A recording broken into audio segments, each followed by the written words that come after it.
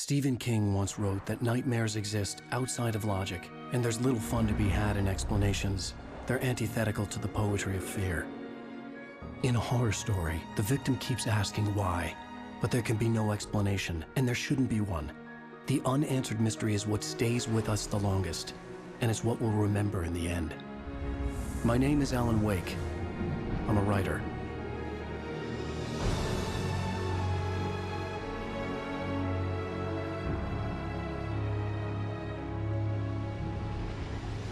I've always had a vivid imagination, but this dream unsettled me. It was wild and dark and weird, even by my standards. So yes, it began with a dream. Following a typical nightmare pattern, I was late, desperately trying to reach my destination, a lighthouse. For some urgent reason, I couldn't remember. I'd been driving too fast down a coastal road to get there.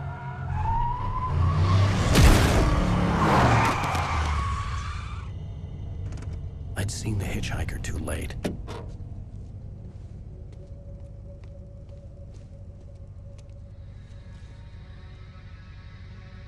He was dead. I was convinced they'd put me in jail and I would never see Alice again.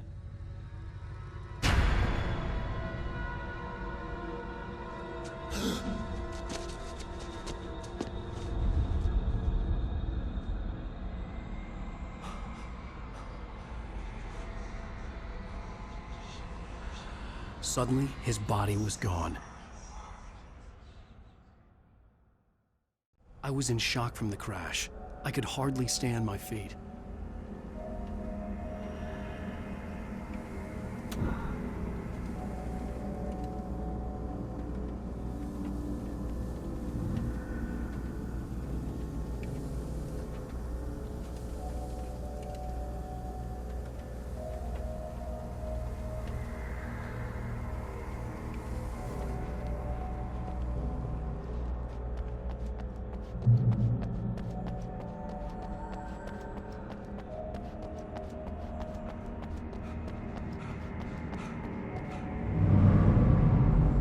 I had to go to the lighthouse. I knew there was something important waiting for me there.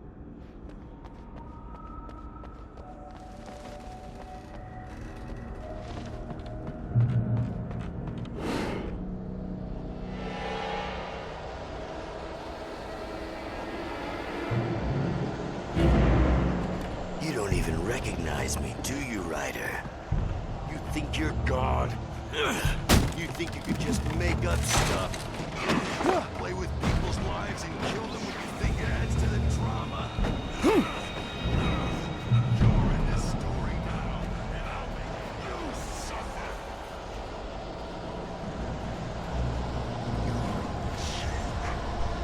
A single readable sentence in your books if it wasn't for your editor. You'll never publish another one of your shitty stories, 'cause I'm gonna kill you. It's not like your stories are any good. Not like they haven't artistic merit. You're a lousy writer. Cheap thrills and pretentious shit. That's all you're good for. Just look at me. That's all.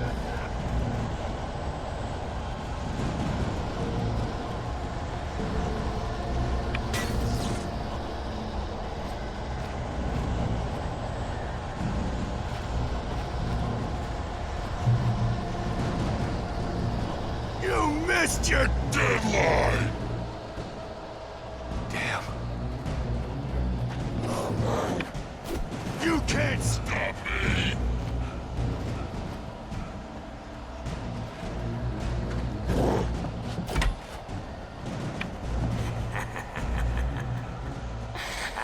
I realized that the hitchhiker was a character from the story I'd been working on.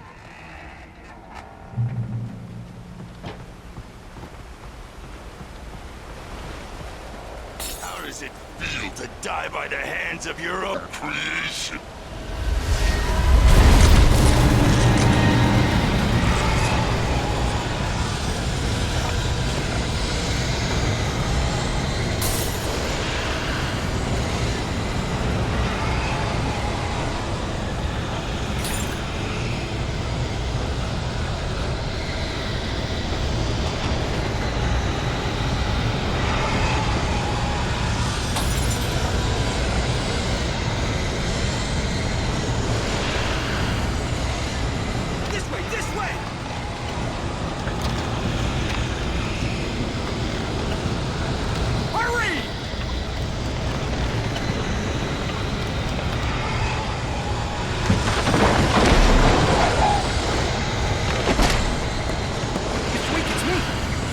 remember?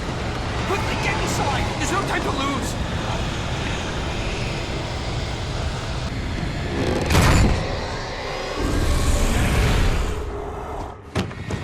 Oh no! Stop! No! Damn it, die! No! No! No!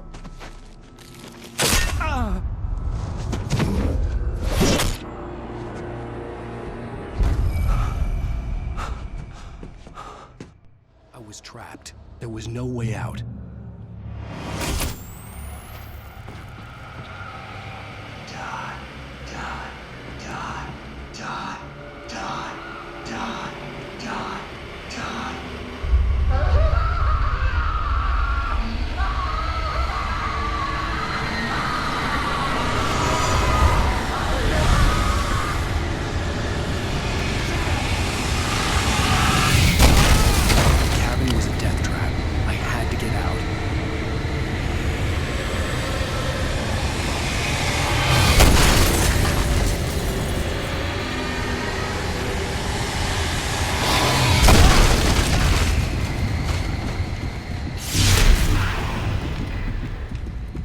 Follow the light.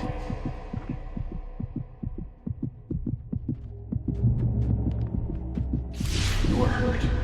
You should go into the light. You are only safe there.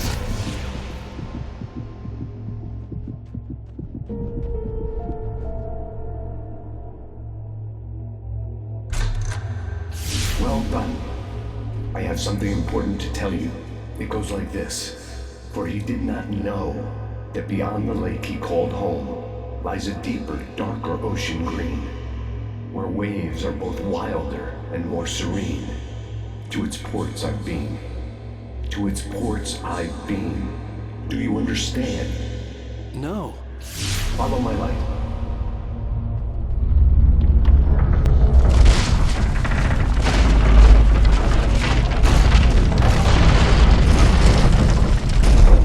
I entered your dream to teach you.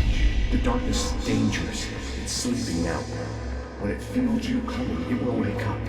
There's no time. I can only show you the most important thing. The hitchhiker has been taken over by the Dark Presence. You can't hurt him now. The darkness protects him from all harm. Only light can drive the darkness away and make him vulnerable again.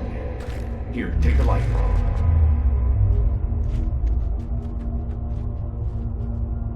Turn your flashlight toward him and burn the darkness away.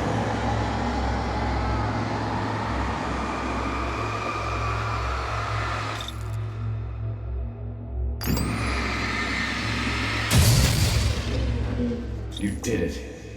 Now the darkness no longer protects him, but it's still inside, controlling him. He can't be saved. He's still a threat. He is still your enemy. Here, take the gun. Now you'll die.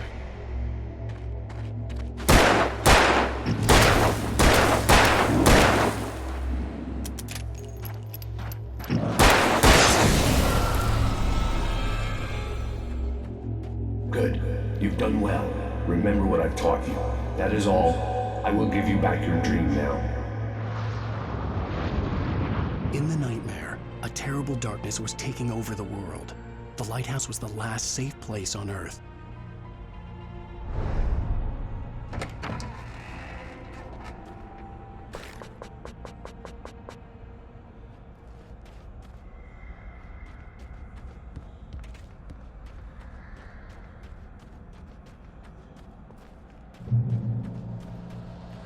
You made me this way, and now I'm gonna kill you.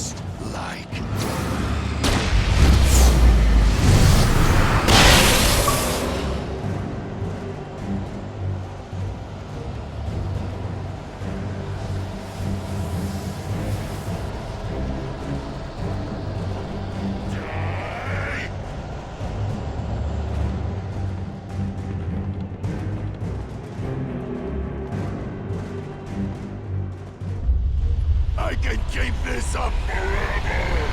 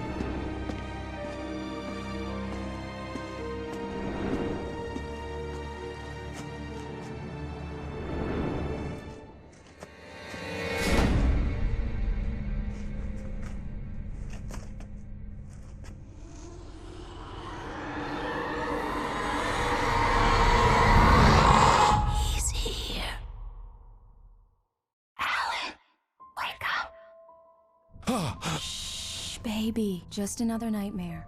Everything's fine. You dozed off. Right. Anything more than dozed off would be news for everyone. Cheer up, handsome.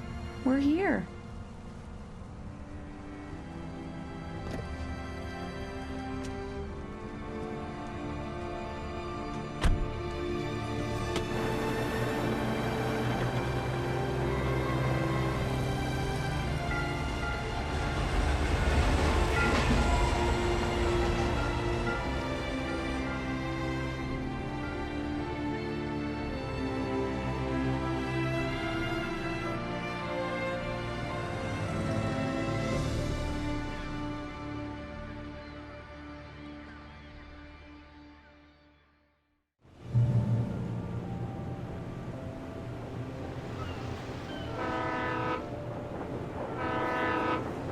Let's act like we're on vacation.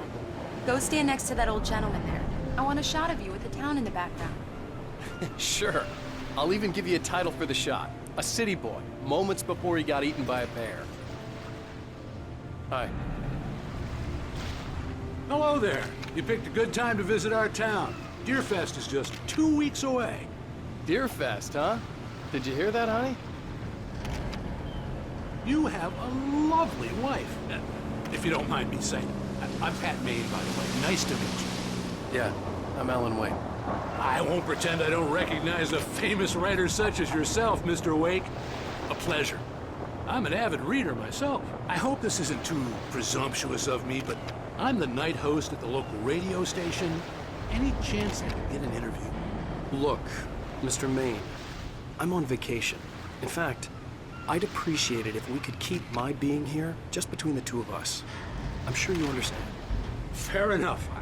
You can trust me to be discreet. Not a hard man to track down if you change your mind, though. I hope you two have a lovely holiday.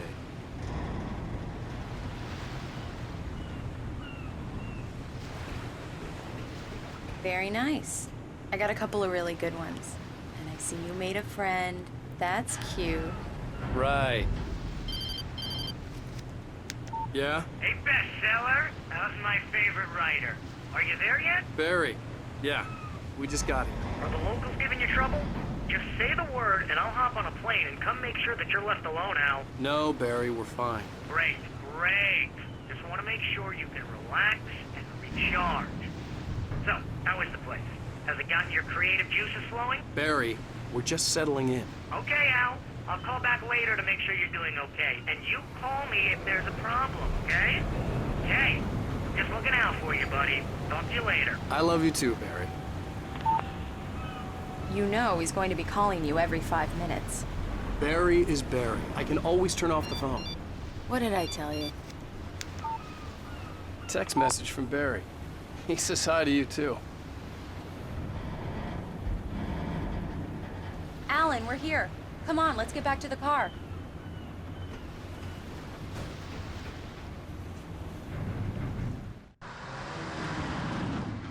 We need to stop at the local diner to get the cabin key from the landlord, a Mr. Carl Stuckey. He's waiting for us. I'll go fill her up while you get the key. I'll pick you up here in, say, 15 minutes? Sure. Alan, thank you for coming here with me. I love you too. Go on. I'll promise to behave.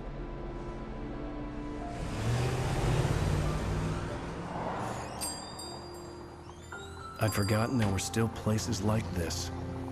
Towns where everybody knew everybody. Welcome to the Oh Dear Diner. Hi, I was wondering if you could help me. I'm looking for... Mr. Wake. Alan Wake. Oh, God! I am your biggest fan. I know people say that all the time, but I really am. I'm glad to hear that. Rose. Rose, I'm looking for Mr. Stuckey. Carl Stuckey? Carl? Oh, of course, Mr. Wake. He must have gone to visit the restroom. He'll be back in a moment. I can't believe it. I've got all your books. I got the cutout from the bookstore when they took it out of the window. And you keep it here. Well, okay. Good for you.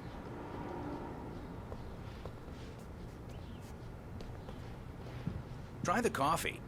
Just don't right. blame me when you fall So in love. much for a quiet 'cause it'll vacation. break your heart when you have to leave. Rusty here is no longer human. Nothing but black coffee under a thin layer of skin. Yeah, that makes two of us.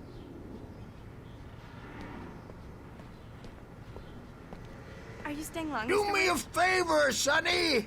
I could really use a tune right now. Coconut, number 6 in the jukebox. I'd do it myself, but both of my legs have gone to sleep. Bad circulation. Yeah. Are you serious? Coconut again? You disgust me. Call yourself a rocker. Unbelievable. Ha! It does that. Get stuck. Yeah, you need to give it a good solid whack. Now that's what I'm talking about, yes! This is it. I've died and gone to hell.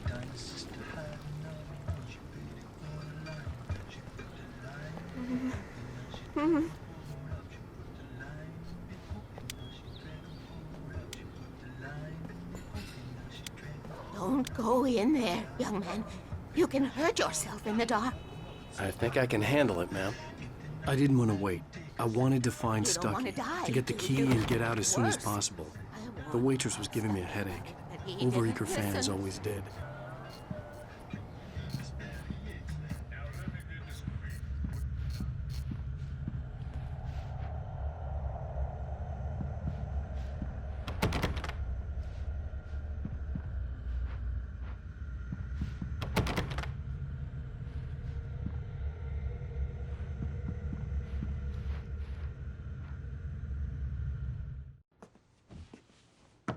Hello? Mr. Stuckey? Carl couldn't make it. Unfortunately, he was taken ill. But I have the key for you and instructions on how to get to the lake. Okay. I wish you a good stay in my cabin. I'll come by later to check how you've settled in. And to meet your wife. I insist. Thanks.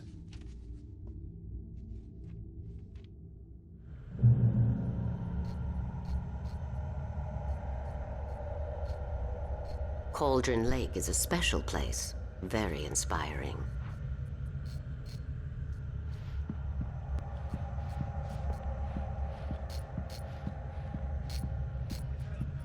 You got lucky this time, young man. You can hurt yourself in the dark. This really ought to be fixed, and then I must remind Sarah to change the lights at the station. It's been too long already.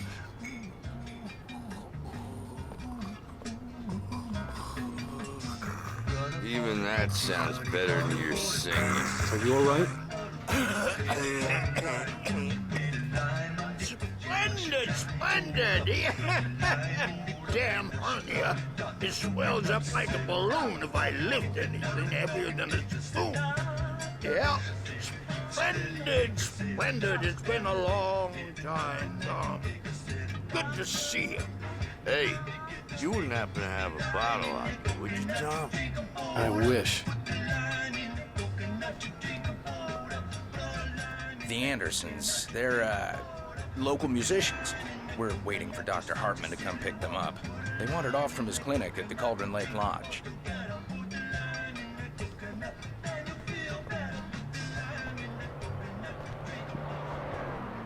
Bye, Mr. Wake.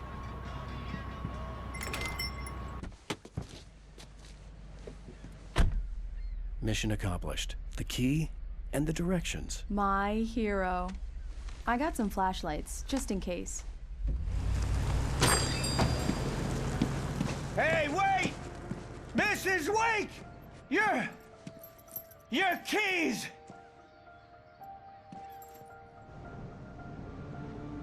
That diner was a real nut house.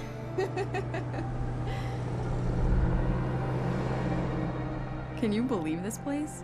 This would make a wonderful setting for a book. We're supposed to be on vacation, Alice. I'll figure it out when we get back home. Okay? Okay. We can talk about this later. Pat Mannion here on KBFF. I didn't want to talk about it. I wanted to bury my head in sand. Here's another one of my favorites to go with it. Once upon a time, I was a successful writer, but that was a long time ago. I hadn't been able to write a word in 2 years. Not since my last book. And now the weather. It's gonna be a clear night, so you folks in the big city might want to look up every once in a while. See those stars winking down at you? It gets pretty dark out here, but they'll light your way.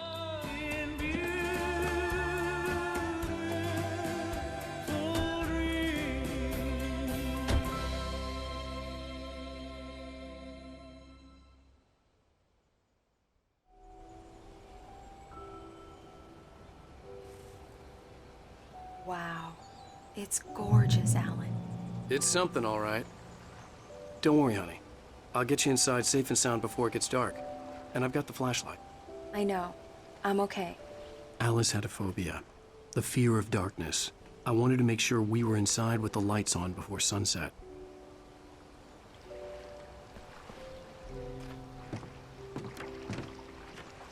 Are you sure you read the directions right?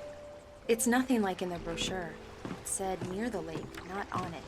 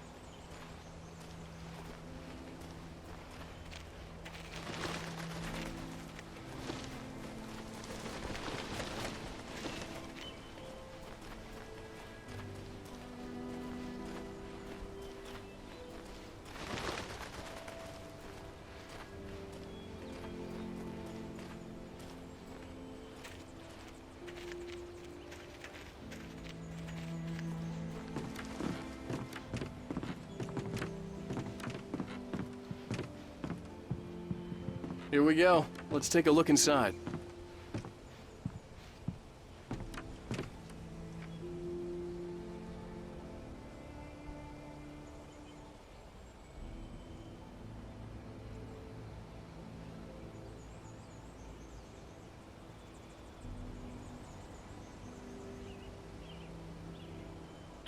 Come on.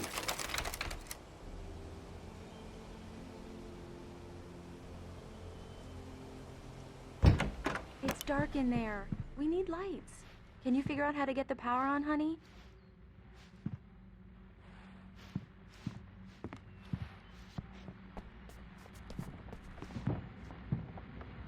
A shoebox filled with books by Thomas Zane sat on the shelf. I'd never heard of him before. Hello? Anyone The here? power cable goes to that shed over there.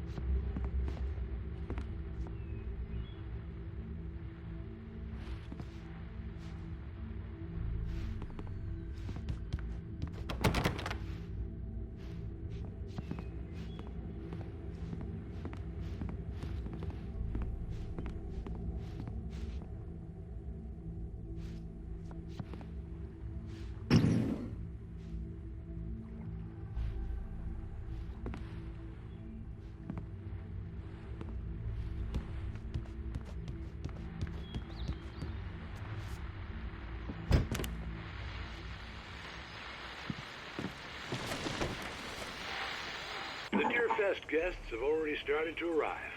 Just ran into one on the ferry. Famous artist, no less. Let's see if we can slip into an interview later on. Now let's go to the phones. Caller, you're on KBF-FM. Hi, Pat. It's Rose. Why, hello, Rose. What's on your mind? I know who that famous artist was. It was Alan Wake, wasn't it? He's my favorite writer. Well, Rose, I just saw him at the diner. Oh, I am so excited he's here. I'm sure he's glad to be here, too. Well, folks, I guess the secret's out. This is Pat Maine on KBF-FM. And now, some music. Great. So much for keeping a low profile.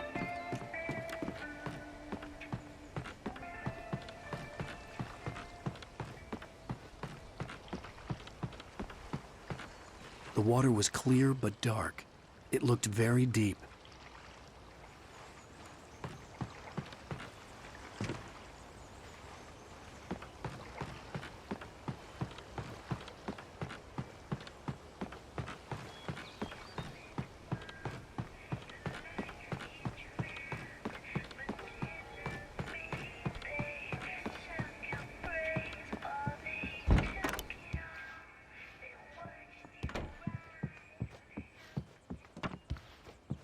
There's probably a fuse box or a generator in the shed.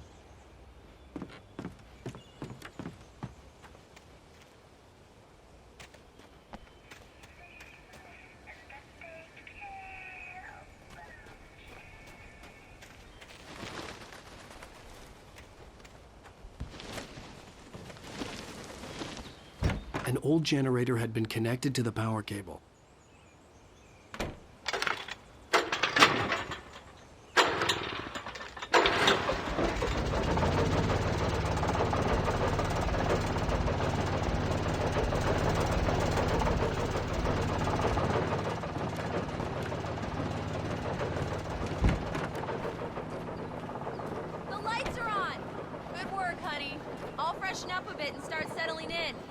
Okay, I'll look around a bit.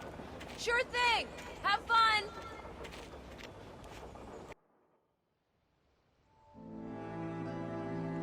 It was a beautiful place.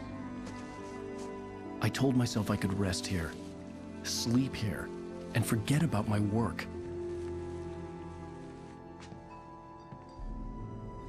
I thought we could be happy here.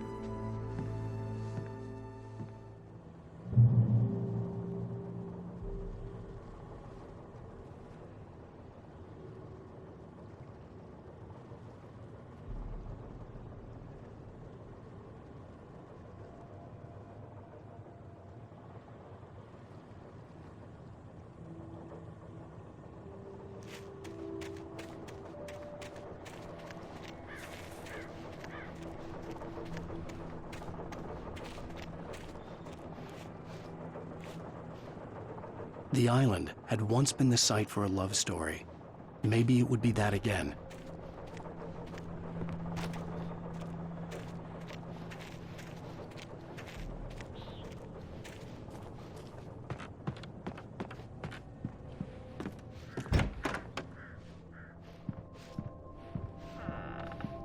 Alice? Honey?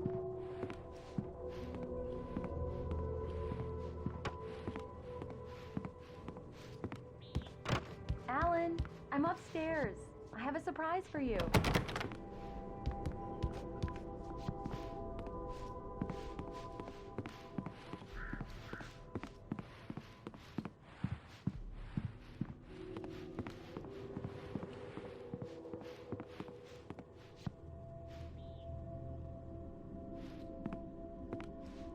Well, hello there.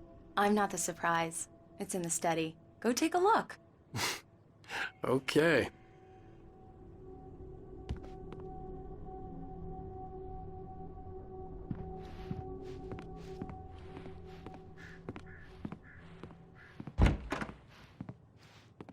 Surprise!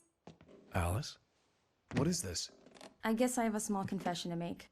I thought maybe you could write here that a change of scenery would get you past... Damn it, Alice, everyone keeps... Hey, just hear me out. There's a local doctor, Dr. Hartman. I read a book of his. He has a private clinic here. He specializes in helping artists. Maybe... So now you want to get me committed? No, it's not like that. That's not... Alan?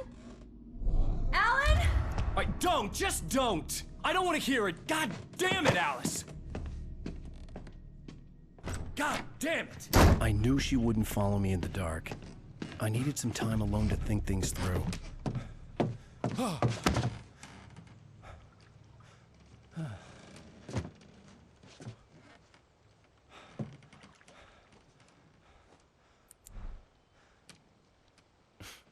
Damn it.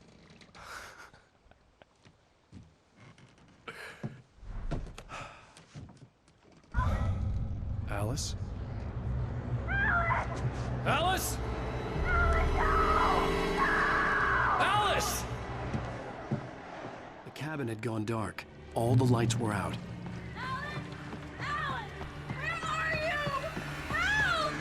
Alice, I'm coming!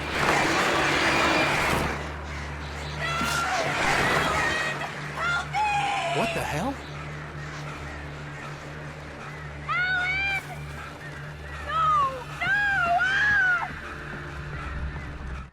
Alice?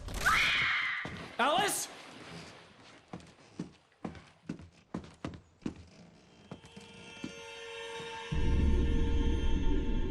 Oh no!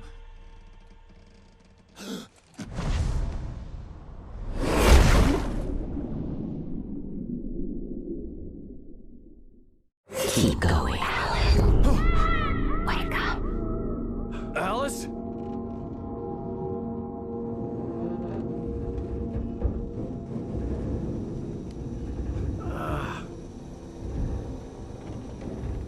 Waking up in the crashed car felt like I had woken from one nightmare and entered another.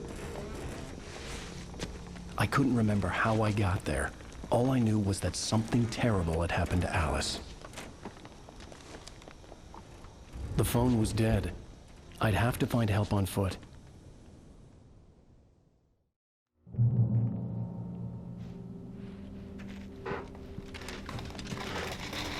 Among Alice's things was a book, The Creator's Dilemma, by a Dr. Emil Hartman. Seeing the book brought back my fight with Alice. I didn't like it, and I didn't like the guy's smug face on the cover either.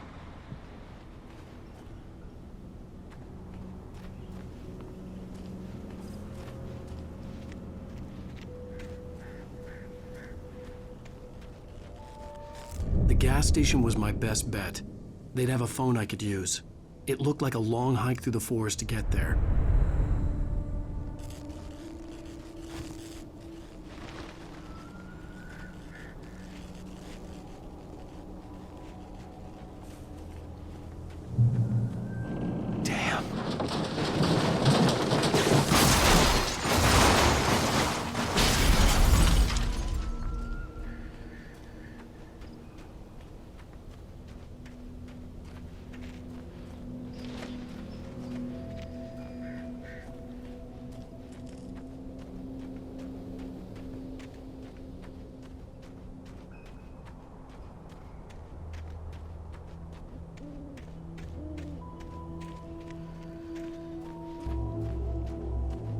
Hello?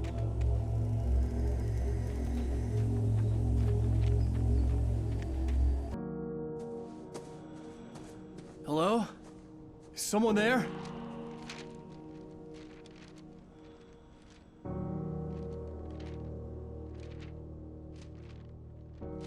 The loose sheets of paper were pages from a manuscript entitled Departure. That was the name I planned to use for the next novel I had never gotten started. I was named the author. I hadn't written it. I couldn't remember writing it. In the scene on the page, the hero was attacked by an axe murderer in the woods at night.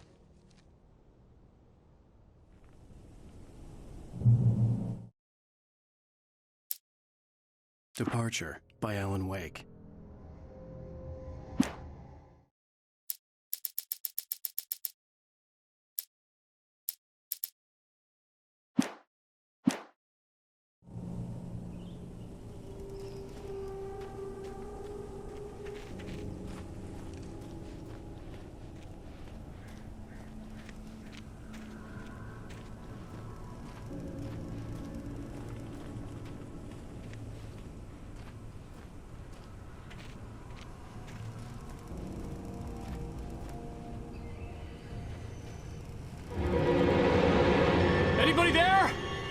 Please!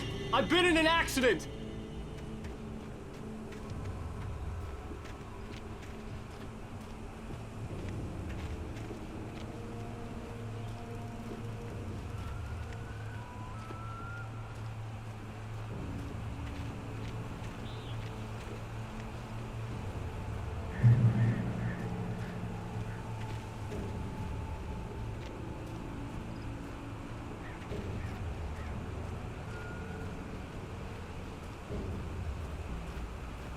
The lights up ahead were a good sign. Maybe I wouldn't have to hike all the way down to the gas station to find a phone.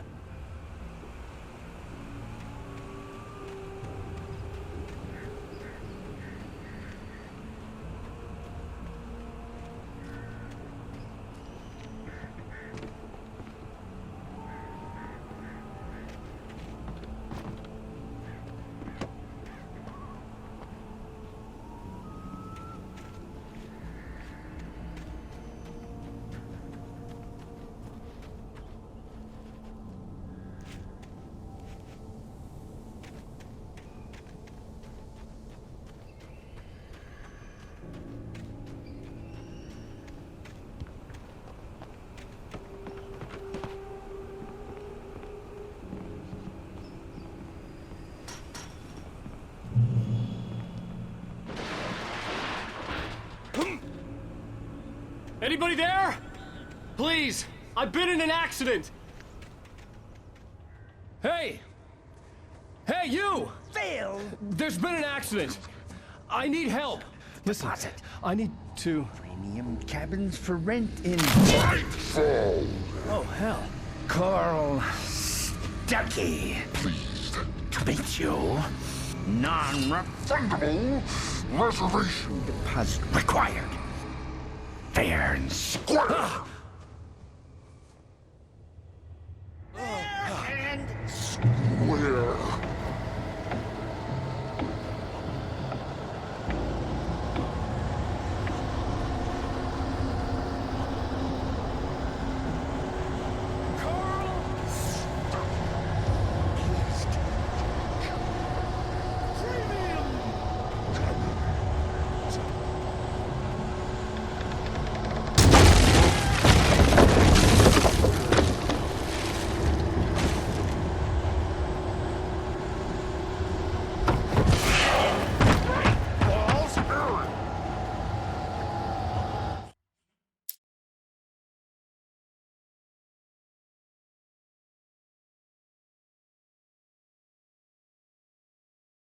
The man turned to face me.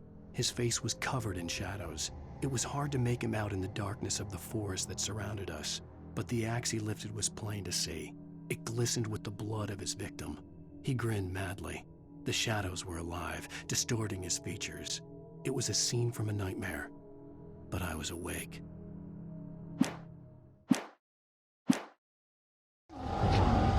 To arrive.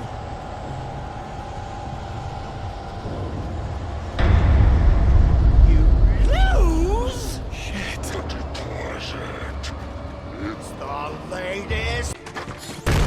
Great. Fall. I had to figure a way out of this.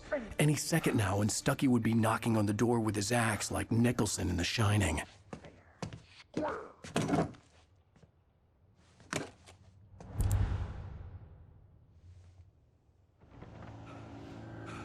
During your trying, it's the latest thing. Incontestably Proven health benefits. Let Yes. you. Bright Falls Sheriff Station. Hello? Hello? and keep those cholesterol levels. This is bad.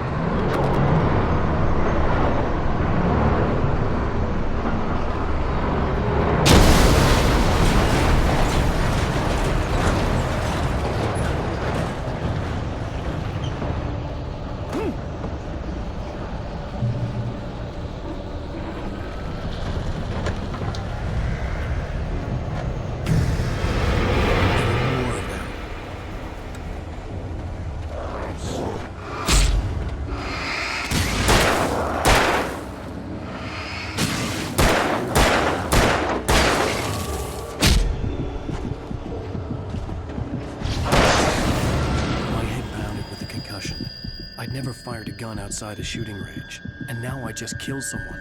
Or something. There were no bodies. They just disappeared. If I was dreaming, it felt real enough to make me sick.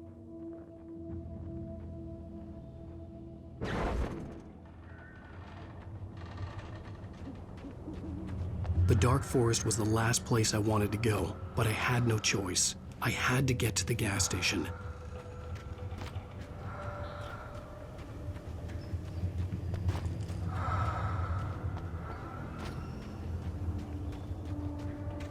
Eerie hand-painted graffiti was revealed by my flashlight. Someone had hidden a chest of supplies near it.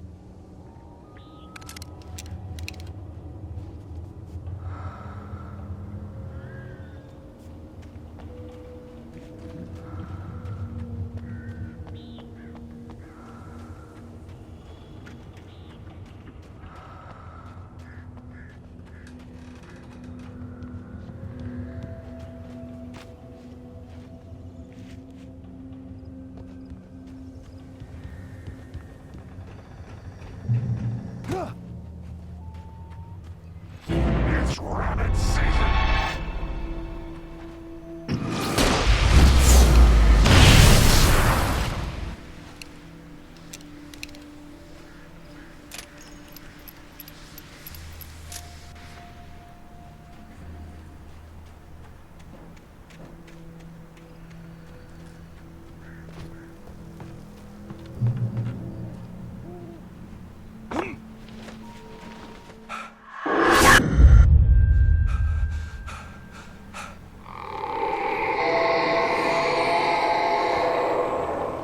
What the hell was that?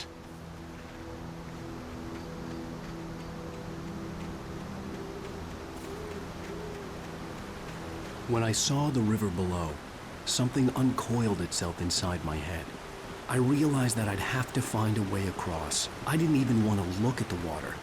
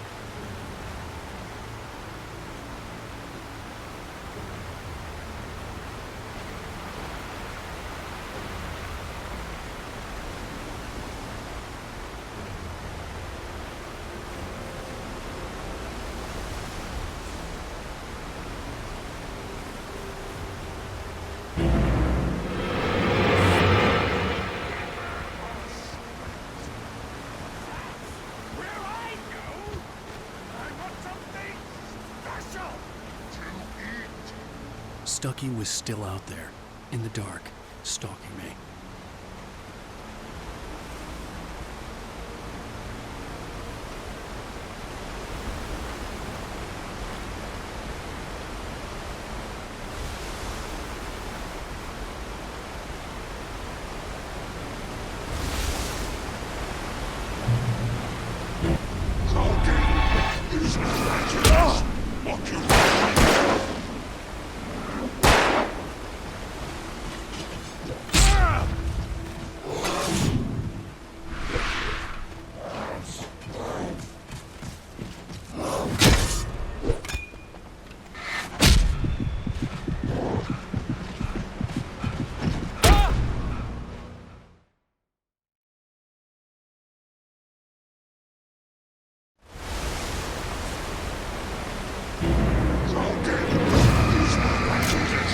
Occupation!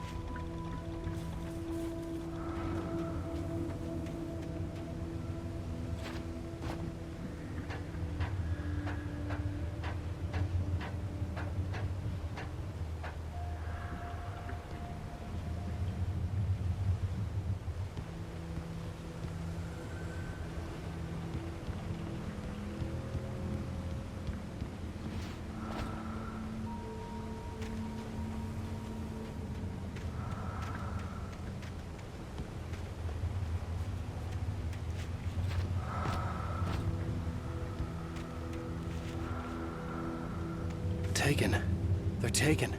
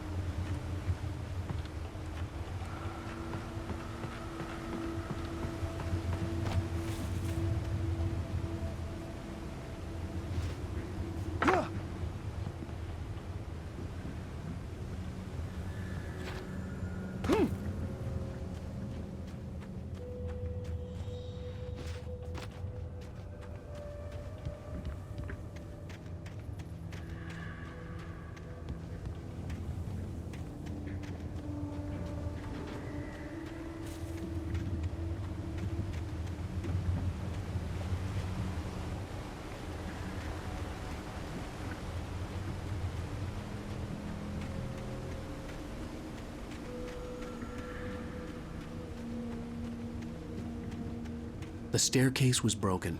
I had to make my way up some other way.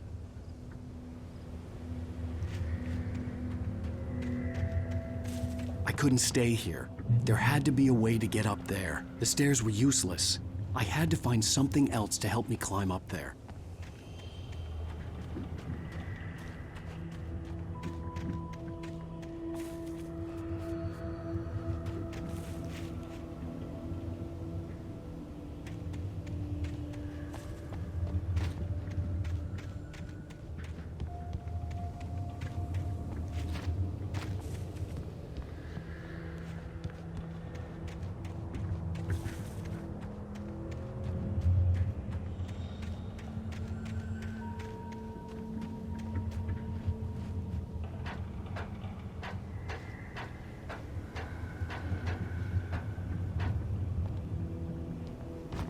With all this forestry equipment around, there had to be something I could use to reach the top.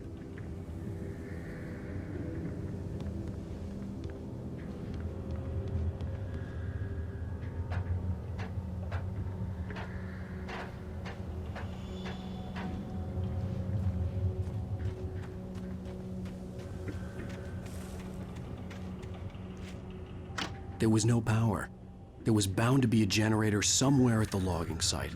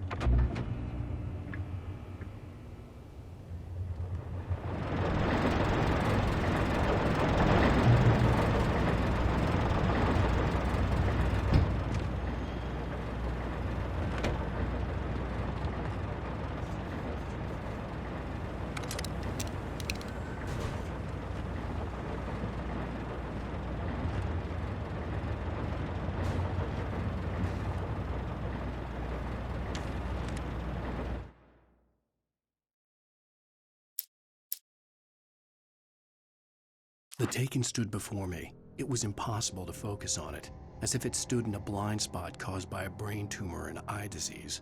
It was bleeding shadows like ink underwater, like a cloud of blood from a shark bite. I was terrified.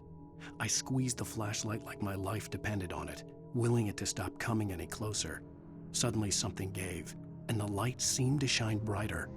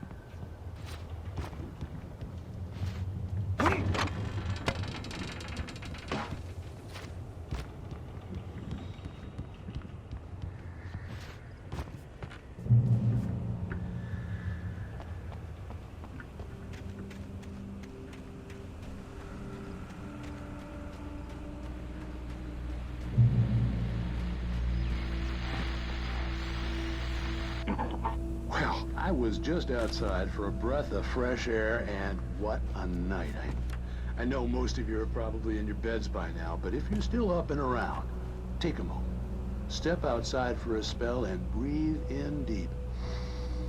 The weather is absolutely still. The sky is crystal clear. It's like the forest is quietly breathing along with you.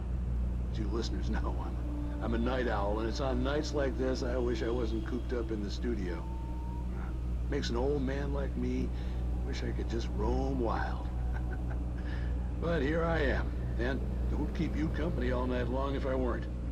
It looks like I'm not the only one staying up late. Caller, you're on the air. Hey, Pat, it's Maurice Horton.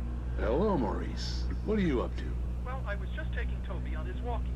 Oh, isn't it beautiful out there? Sure, but Pat, the reason I called is that Toby heard something rustling in the undergrowth and took off after it, and I couldn't find it. Probably a rabbit. Sure. Toby loves rabbits. Well, sure. Anyway, I figured that, if anyone runs into Toby, they could grab him. My number's on his collar. And Toby's a friendly dog? Oh, Toby loves people. Usually he comes back, but we were pretty far from home, and it sounds like he went pretty wild there. Great dog, but just too dumb for his own good. Well, Maurice, it's out there now. Hope Toby comes home soon. Yeah, thanks, Pat. You have a good night now.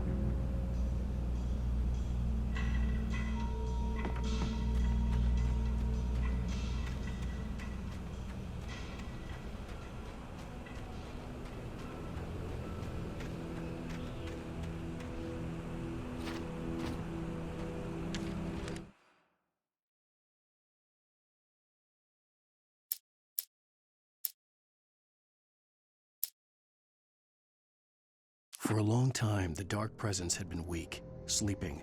Nothing but a half-forgotten nightmare or a shadowy flicker in the corner of an eye in the forest at night. Not real enough to properly exist, and yet too evocative to fade away completely. Now it was waking up. The rider like a fly caught in a spider's web, each jerk and kick vibrating the strands that led deep into its lair.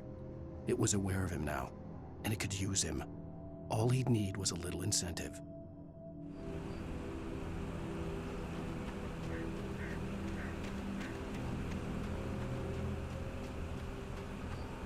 The gas station was closer now, its light welcoming in the darkness. Paul makes the best dogs in the state. Belly Burster is the best with no contest. Monster Dog is second best. The famous dog is...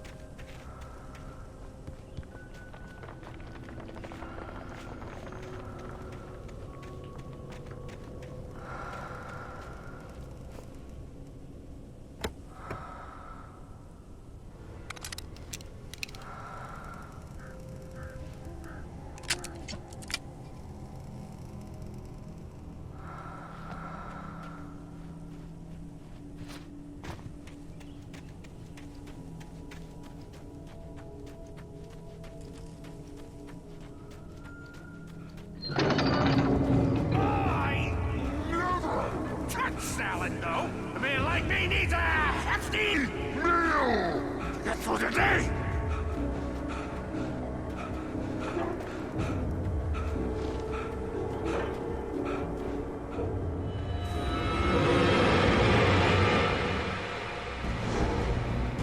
We enjoy the magnificent.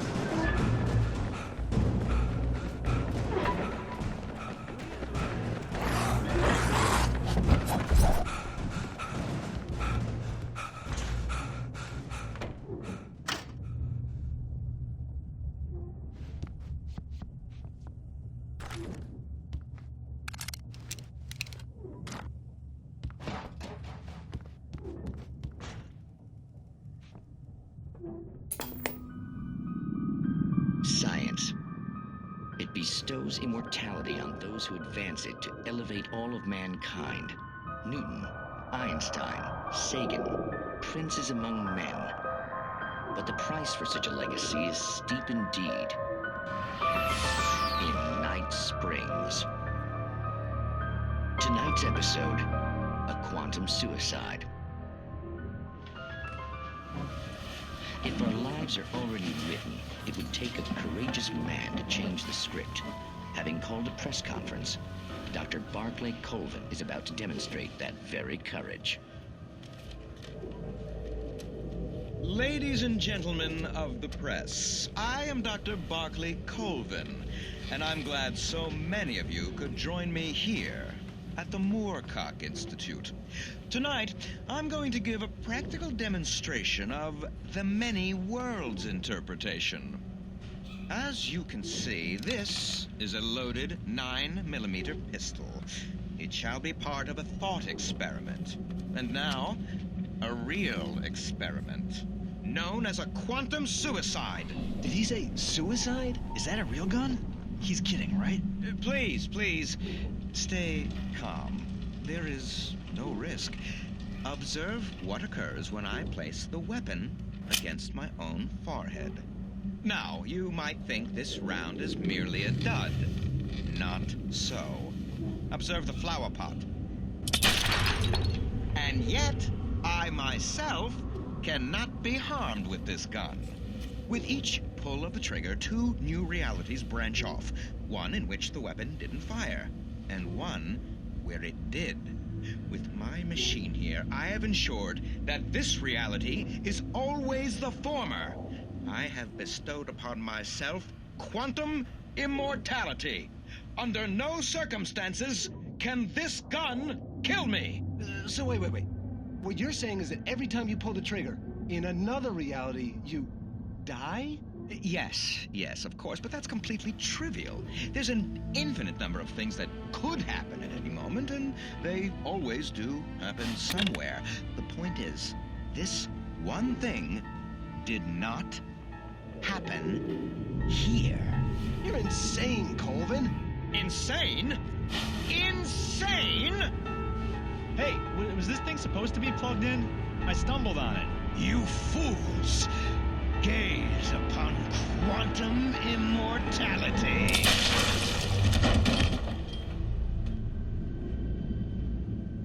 Poor Dr. Colvin, felled by his own hubris or the ignorance of the masses.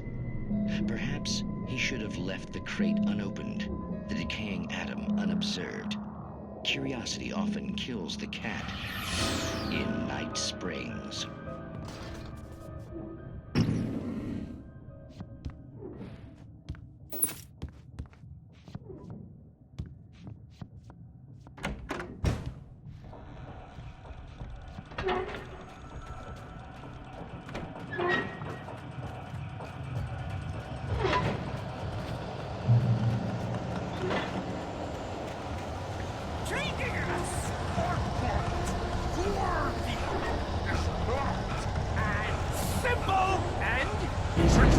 You might think it can be dangerous.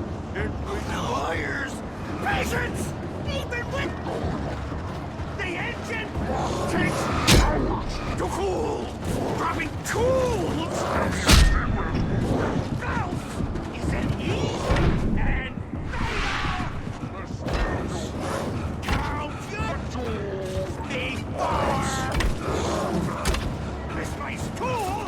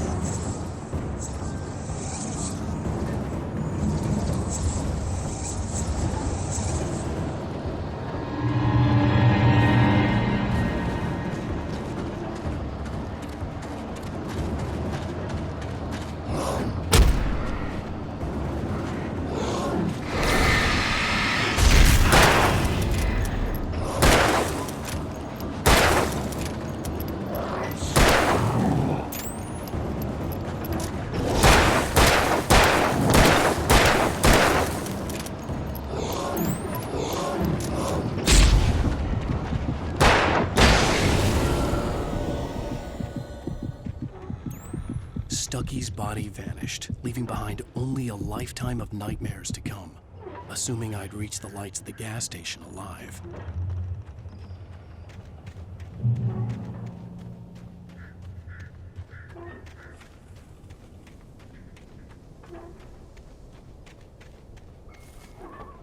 I recognized the parade float I had seen in Bright Falls when I first arrived with Alice.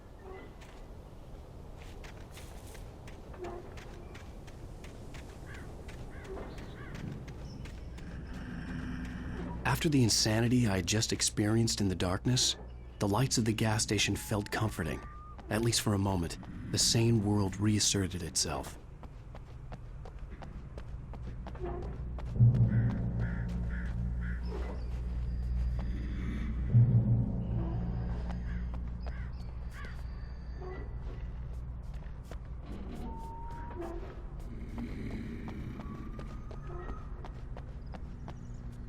The Deer Fest had been 2 weeks away when we arrived. If the day count on the banner was right, I was missing a whole week between the night we got here and now.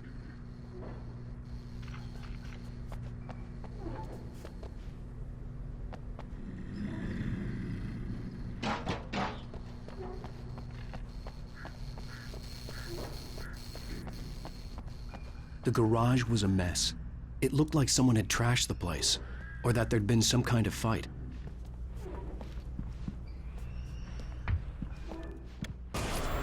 I'll write.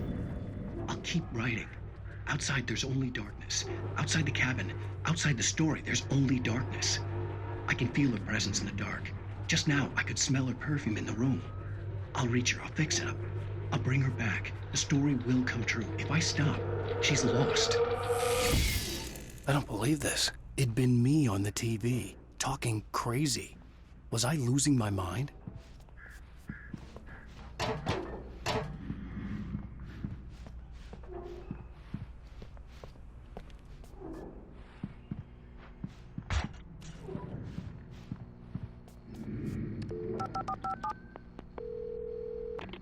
Bright Falls Sheriff Station.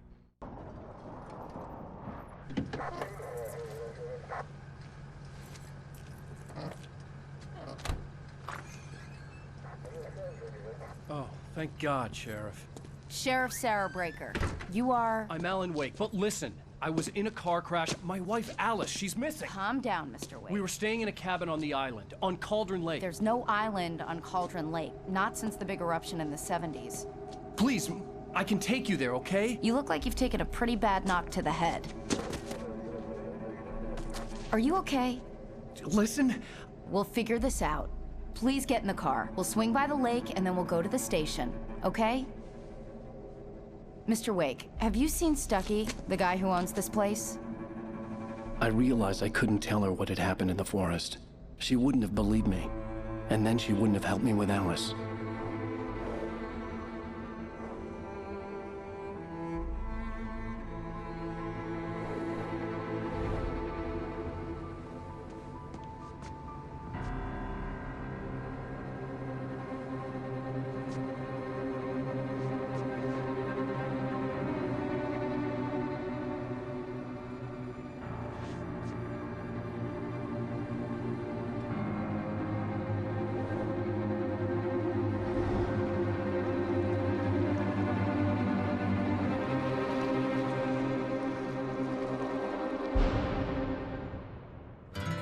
A candy-colored clown they call the Sandman tiptoes to my room every night, and just to sprinkle stardust and to whisper, go to sleep, everything is all right. I close my eyes, then I drift away into magic night. I softly say a silent prayer, like dreamers do. Then I fall asleep to dream my dreams of you. In dreams I walk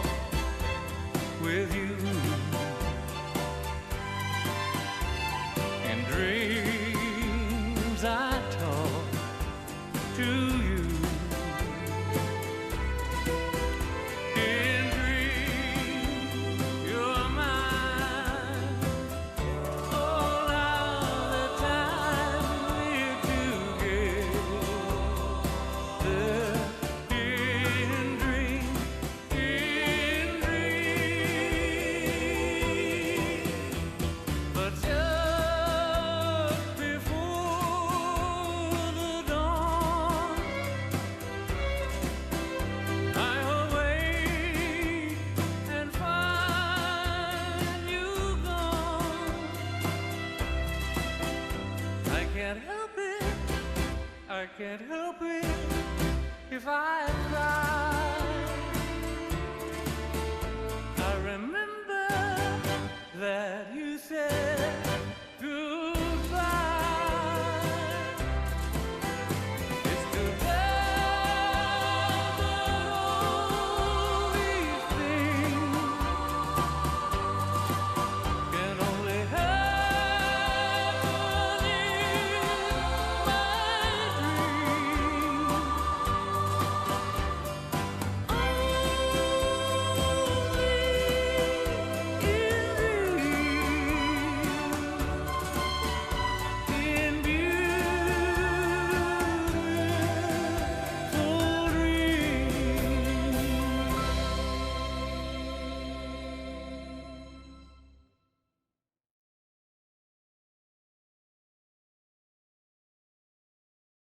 Previously on Alan Wake. I came to Bright Falls with my wife, Alice. Thank you for coming here with me. I thought maybe you could write here. I don't want to hear it. God damn it, Alice! Now, she's missing. Alice? Alice? I woke up behind the wheel of a crashed car. I'm missing a week. I was attacked by shadowy men straight from a nightmare. The sheriff took me to the lake Alice and I had stayed at, but the cabin had disappeared.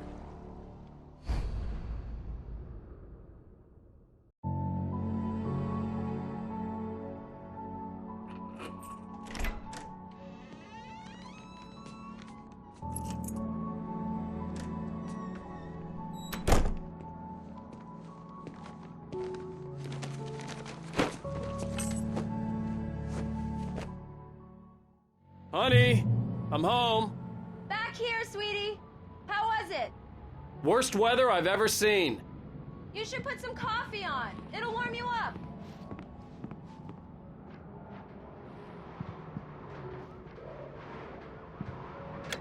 Coffee's on. Great, thanks. I'll need it if I'm gonna finish this by tomorrow.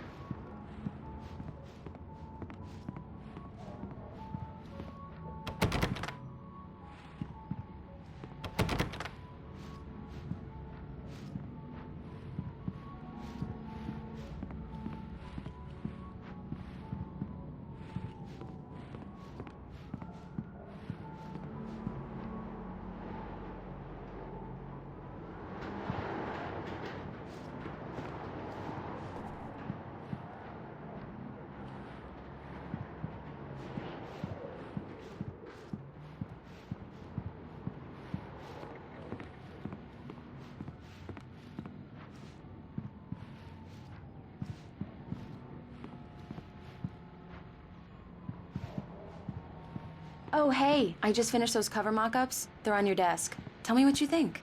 No kidding. I didn't think you'd get them done this quickly.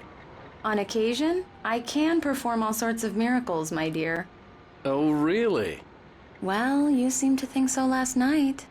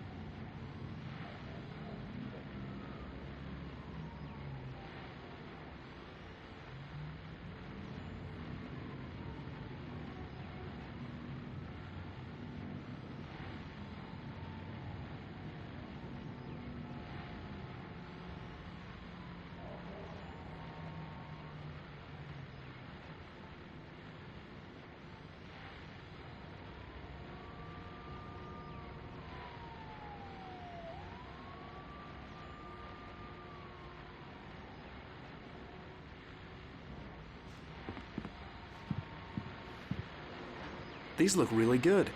Oh, sure, until Barry gets his hands on them. Which, by the way, will happen over my dead body. The last time was the last time. Oh, and speaking of Barry, he called.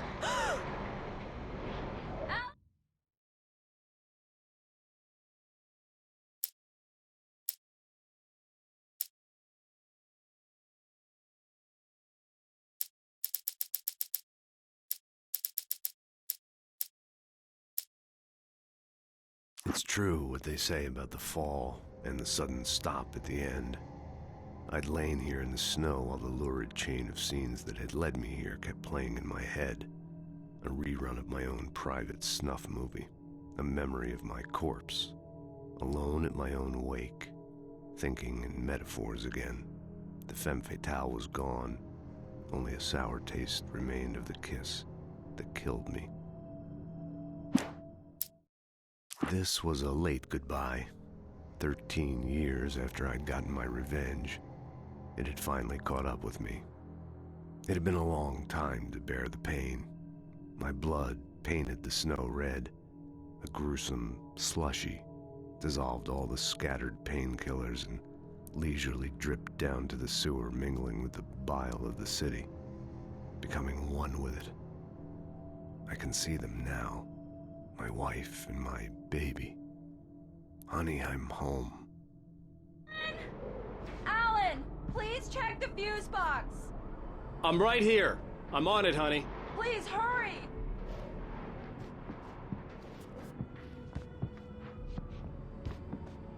I'm right here, baby. I'm fine, I'm fine. Just get the lights back on, now, please.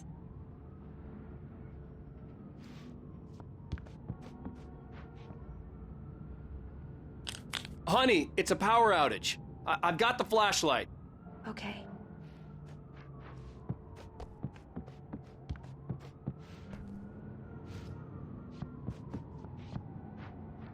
Hi. You okay? I'm sorry. It just really spooked me. Don't worry. We'll just break out the candles. I know it's stupid, but it's just... Especially when I'm not prepared for it, you know? It gets to me. I love you. Tell me a story, writer. Okay. I used to have these nightmares when I was a kid. The dark really spooked me, too. When it got really bad, my mom gave me this old light switch. She called it the clicker. The clicker, huh? Yeah. If I ever got scared of the dark, I could just flip the switch and a magic light would scare the monsters away. Oh, sure. Here it is. Alan. Maybe it'll help you, too. Yeah, nice story, writer boy. You made that up right now, didn't you? No.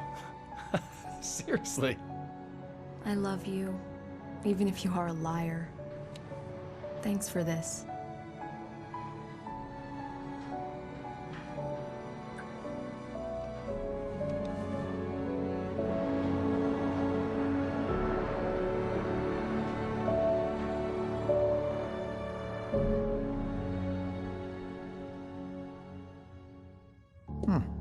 How do you feel, Mr. Wake? Any nausea, disorientation, anything like that?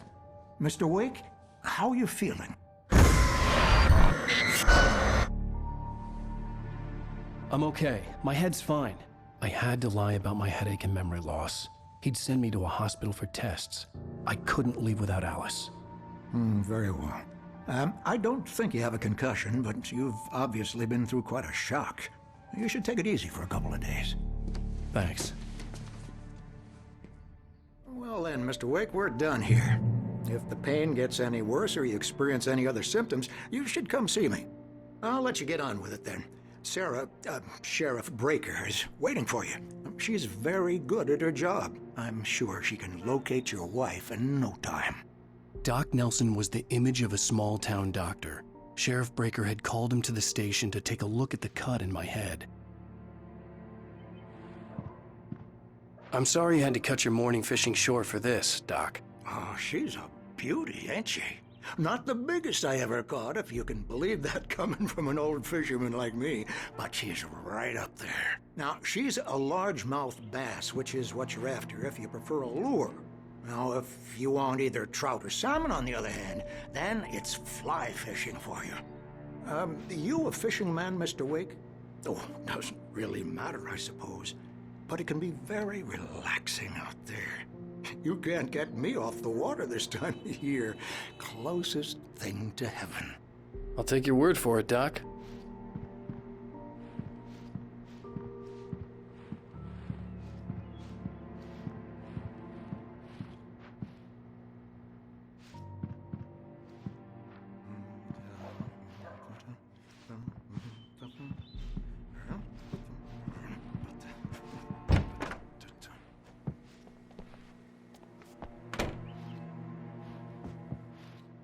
Thank you for testing the lights, Miss Weaver. Everything seems to be fine. I don't have the luxury of being complacent, Deputy Grant. The bulbs will need changing, so you can't change them in the dark. I'll be sure to take care of it, Miss Weaver. Have a nice day now. Very good. I'll come back later on to remind you, just in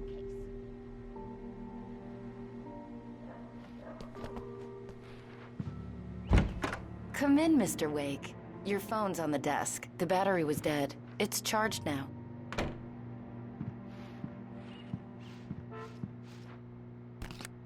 Have you started looking for my wife yet? My men are already on it. Now, can you tell me what happened? I'm not sure. I can't remember. We were arguing. I walked out of the cabin. The cabin on Cauldron Lake? How did you end up at Stucky's gas station? I wanted to tell her what had happened last night, but I couldn't. She'd lock me up. Excuse me, I need to take this. Hello? Alan, please help me. Alice? Stop talking to the law. You'll do exactly what I say if you ever want to see your wife again. Who is this? Go to the back lot. There's a hole in the fence on the left. Look inside the junker. I left a little something there to convince you we're all on the same page here. After you ditch the cops, you're gonna meet me in Elderwood National Park. There's a spot called Lover's Peak. Midnight. Don't do nothing stupid, pal. We're watching you. I need to get some air. The sheriff said I could go out back. Of course, Mr. Wake. You can get there through the cell corridor. Just don't mind Walter in there. He's one of our regulars. I thought he quit drinking for good. Oh, no such luck. He went on a bender and beat Danny pretty badly. He started shouting like that the moment he woke up. Hey! Hey! I need more light in here. God. Yeah, it's Mulligan here. I'm at Stucky's gas station with Thornton. There's no sign of him. Over. Wait. Yeah, this is Thornton. Look, we've located the break room. It's here. That's some good news, right? Hey! Stucky was supposed to be driving it at the rehearsal today. Over.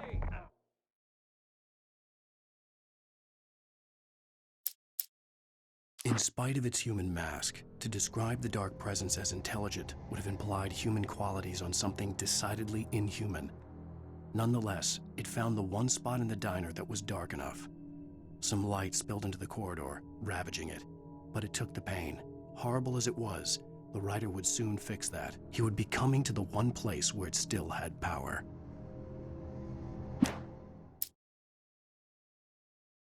The kidnapper fired his gun one last time, and the shadow vanished into the darkness it had come from. See? Nothing to it, Wake. The thought of Alice in his hands was revolting. We stood on the wooden platform of Lover's Peak, the waterfall on the mountain behind us, the lights of the radio mast blinking red in the heights above. I fought with the urge to take a swing, force myself to speak. Let's cut the... Give me that. Mulligan here. Looks like someone really thrashed the garage. Over. Hey, mister!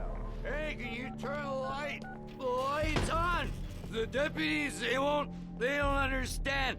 They won't listen to me. I need it to be bright in here.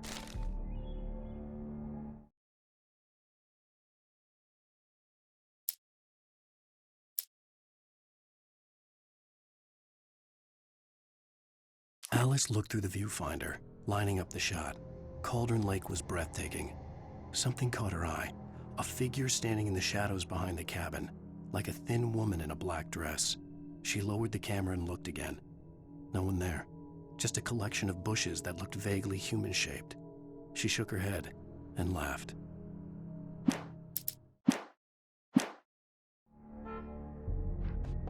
Hey! Hey, you! Can you help me? Can you turn the lights on? Thank you, man, thank you. Hey, you're alright. You're a good guy. Don't let anybody tell you different. The early morning light hurt my eyes and made my head ache. The man on the phone had said, "Go through the fence on the left."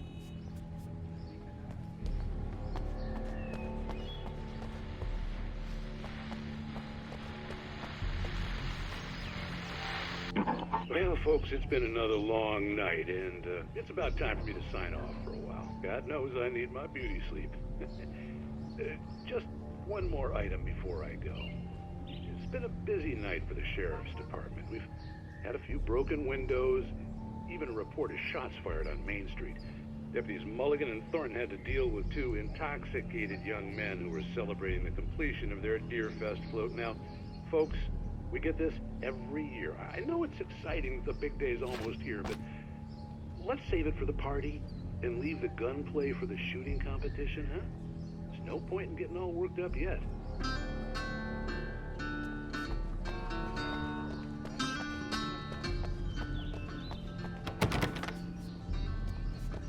The caller had told me to find a hole in the fence behind the police station. There was something for me in an abandoned car.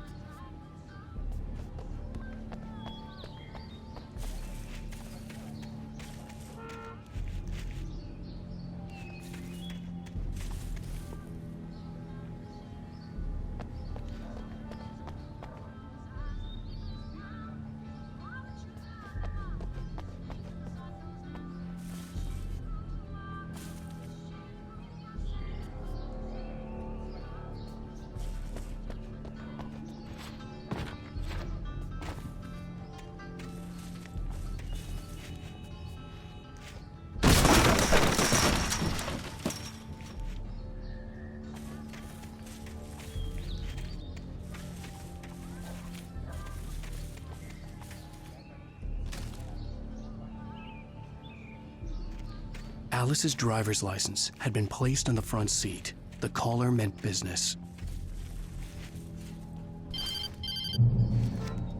Barry? Ow! Ow! Thank God! Where the hell have you been?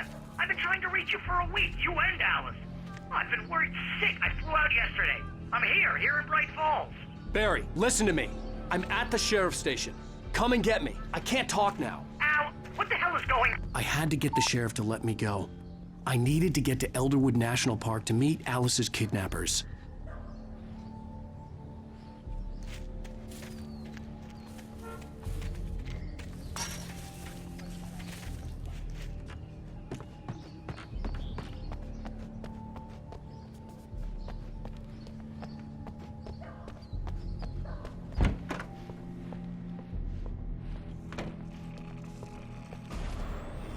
A writer is a light that reveals the world of his story from darkness, shapes it from nothingness.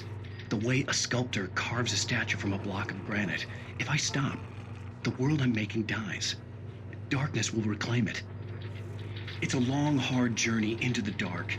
Alice's life is at stake, but I can't think about that, or I'll lose it. The dread lingers at the edge of perception. I'll push on. Anything is possible here. I'll write the story. I'll save her.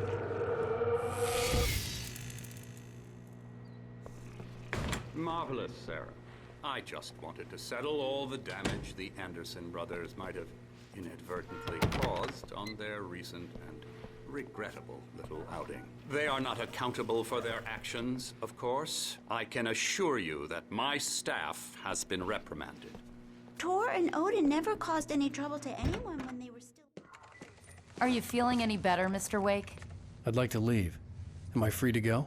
Well, we still need to talk about... Am I under arrest? No, of course not. But I need to know where you'll be staying so I can get in touch with you. I'd avoid the motel. The Majestic is known for its roaches. The cabins at Elderwood are pretty nice, though. That sounds perfect. I'm Dr. Emil Hartman. I'd like to invite you to stay at Cauldron Lake Lodge. Did you talk to my wife? I had the pleasure of discussing your situation with her on several occasions. Did you set something up with her? I invited her here. My clinic is a place where... Oh, hey! Oh, my! Take it easy. Hey, nobody move! Get your hands off of my client! Who are you? I'm Barry Wheeler, his agent. If you have business with Mr. Wake, you talk to me. You yokels won't know what hit you once I sick my lawyers on your asses. No harm done, Sarah. I'm all right. I don't want to press charges. Mr. Wake, my offer still stands. Get me out of here. What the hell was that about, Al? We don't need a replay of that thing with the paparazzi. I thought they were gonna lock you up. I had to talk to someone. I told Barry everything. He thought I was certifiable, but when he heard about the manuscript, I had him.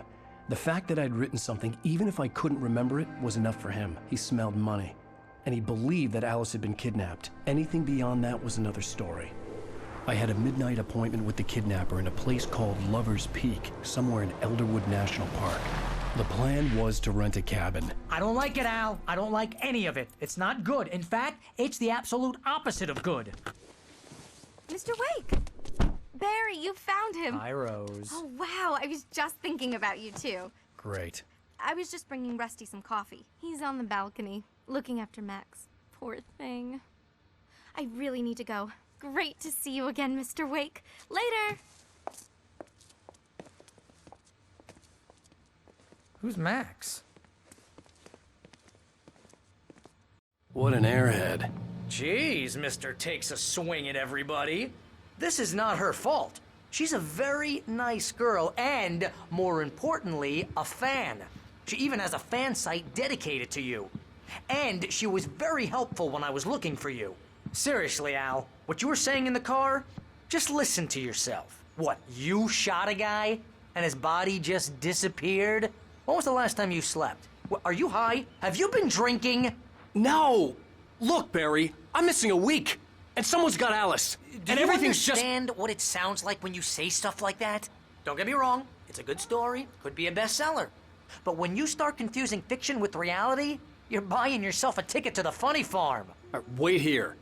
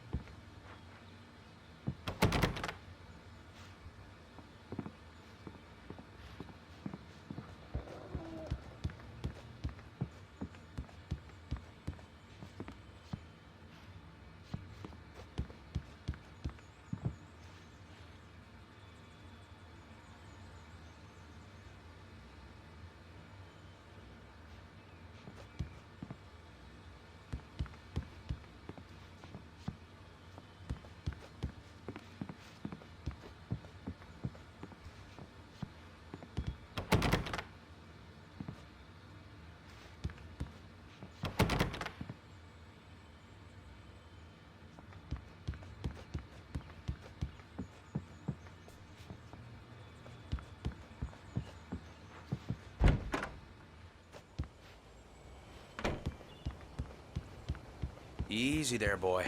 I'm almost done. Hey, Rusty, right? You rent cabins. Oh, Mr. Wake. I'd shake your hand, but mine are kind of full here. Actually, I'm sorry about this. Would you mind grabbing the registration form from the desk? It's just across from Bucktooth Charlie. Okay, sure. What happened? Crazy poachers. Max here got his foot caught in a trap. They're illegal to use here. Hell, you're not supposed to hunt within the park at all. But that doesn't stop some lowlifes. Hell, at least Max is gonna be okay. He got lucky. Max is still groggy from the shot I gave him, and I'd rather not leave him alone just yet. The form's on the desk across from the mammoth skeleton.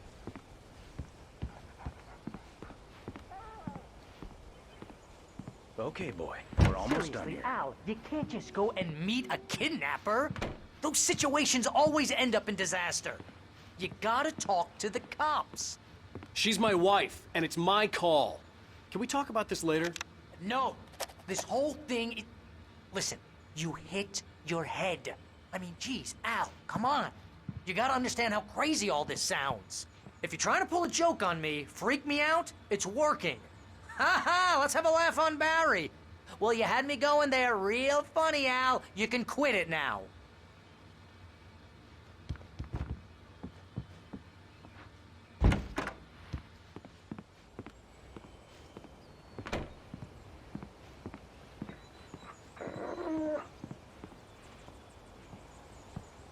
I think this is the form you wanted. And here are the keys. Okay, you're all set, Mr. Wake. Glad to have you staying here. Thanks. Can you tell me how to get to Lover's Peak? Oh, sure. It's at the end of the nature trail. Just follow the paths, you'll get to it eventually. It's an easy walk. Nice spot, too.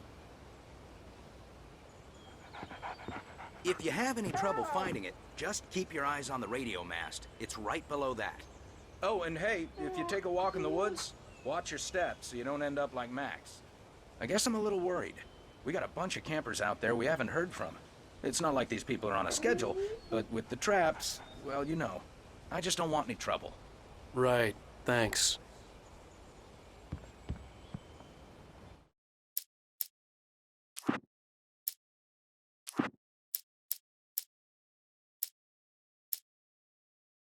Barry had never gotten along with Alice, but he knew Alan loved her with an almost frightening intensity. And now something had happened to Alice. And here was Al armed with a gun and saying things people got put in padded cells for. It was as if his friend had experienced a massive psychotic episode and was now totally disconnected from reality. It scared the shit out of Barry.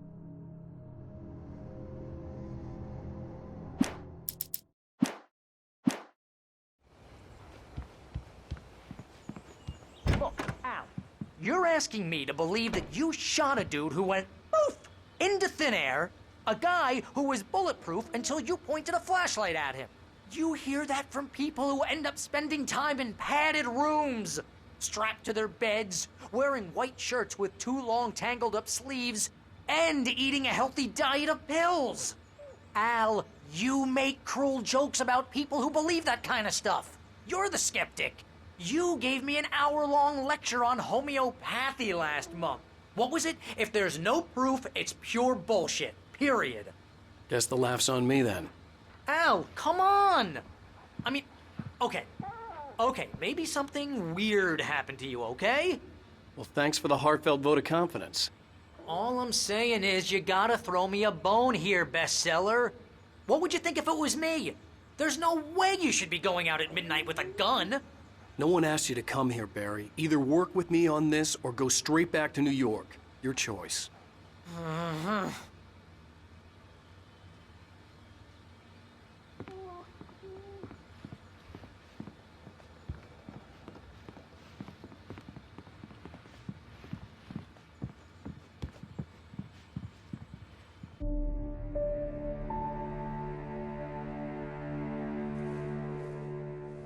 That's just crazy talk, Al.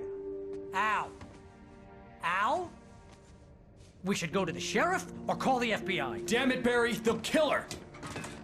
This is not a goddamn debate, Barry. I'm going to Lover's Peak. He said to come alone. Okay then. I understand. You're my best friend and I'm worried that you're not right in the head. Tell me what to do to help and I'll do it. You stay here, and if I'm not back by morning, call the cavalry. Achoo!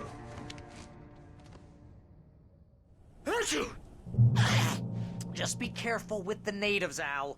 These yokels are dangerous. Everybody hates a tourist, or it'll be Deliverance all over again. Achoo! Bless you. Oh, this place is trying to kill me. I'll bet there's mold in here, spores, poison ivy, God knows what. This is so not worth a 15% commission.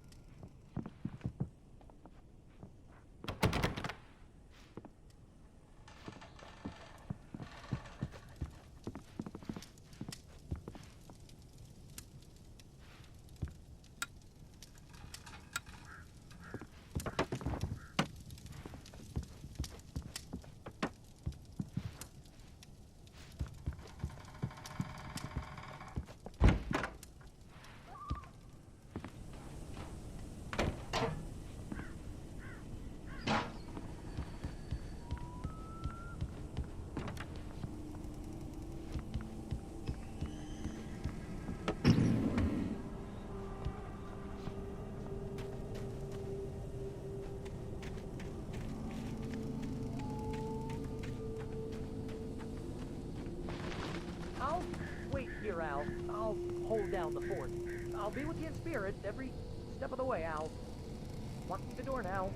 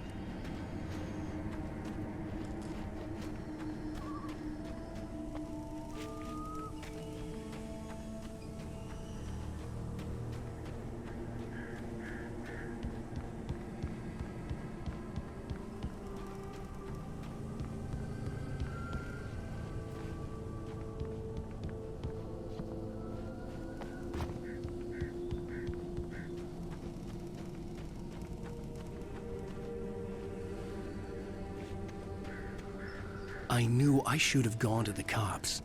This wasn't the smartest thing I'd ever done, but I was still angry with Barry for trying to talk me out of it. These people had called me right in the sheriff's station. The cops wouldn't scare them, and they had Alice. Barry had the keys to the car he rented. It wasn't a long walk to the visitor center, and it wouldn't be any use to me in the forest.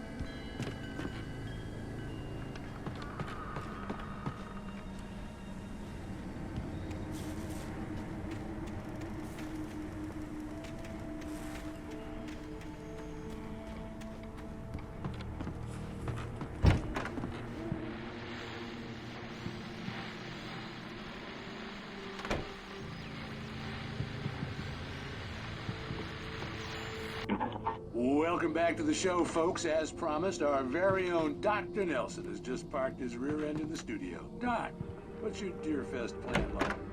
My plan? You make it sound a lot more organized than I ever seem to manage.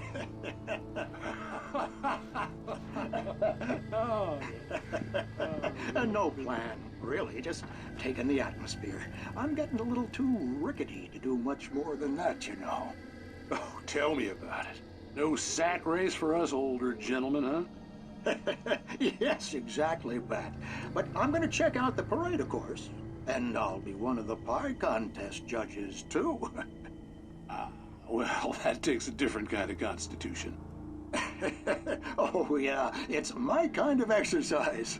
Now, Doc, seriously, you're in pretty good shape, though. You're the outdoors type. I know for a fact you're an avid fisherman. That's right. Matter of fact, just caught a heck of a largemouth bass early this morning. But you're not taking part in the fishing contest? No, not this year. See, Pat, I'm just not that competitive anymore.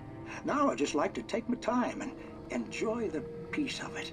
It's no fun if I need to worry about what I'm catching, you know? Well, considering your track record, the participants are probably pretty happy you feel that way. Well, Pat, that's kind of you to say.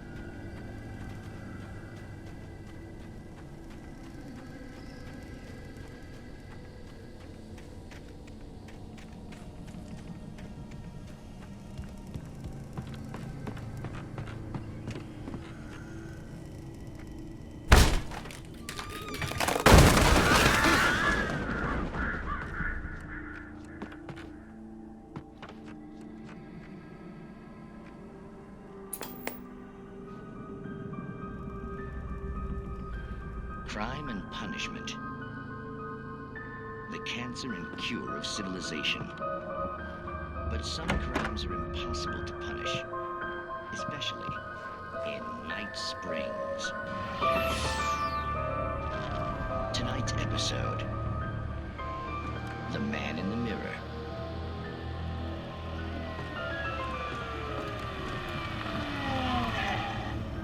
He's inside, Agent. He's a weird one.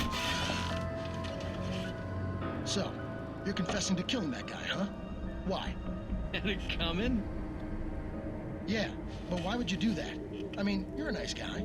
Normal. Took a kid to a soccer game. So how come at the game, you pick a guy and, quoting from the arresting officer's report here, assault the victim's head area repeatedly with the weapon of choice being a pair of bare fists? Wow, that sentence really flows, huh? Maybe you're not the literary type. Okay, so you mess him up. But why? Who was that guy? We couldn't ID him. Why would a guy like you do him like that? I didn't like his face? Well, you must have hated it, because you really went to town there. I mean, there's no way to tell what he looked like. No ID on him either. That must be difficult. But then we ran the fingerprints. Got a match. Your prints. Identical. Huh, how about that? Your son said you were wearing a white shirt when you took him to the game, but the white shirt is on the dead guy. It's plenty red now. You won't get away with this. Do you really think that's in any way relevant to me? I had plenty of time to talk to my boy before the cops arrived, you know? He won't stop screaming, am I right? You think he's ever gonna be okay? I left my mark, believe me. You bastard. What? You gonna shoot me? What's the point? I'm going to prison. You got me. I don't understand any of this. And you never will. Don't worry. Maybe you'll see me again, Agent. Maybe in the mirror.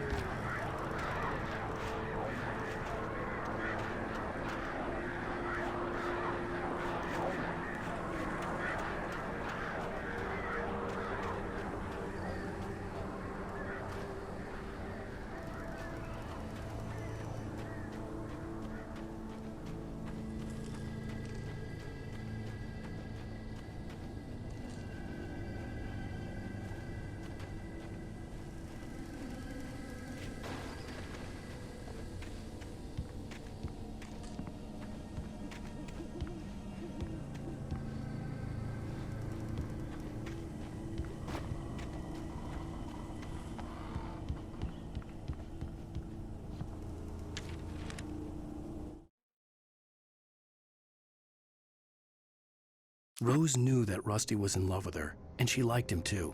She liked him a lot. He taught her to dance, and life had certainly taught her the value of a man who was gentle. He treated her well, made her smile, made her feel good.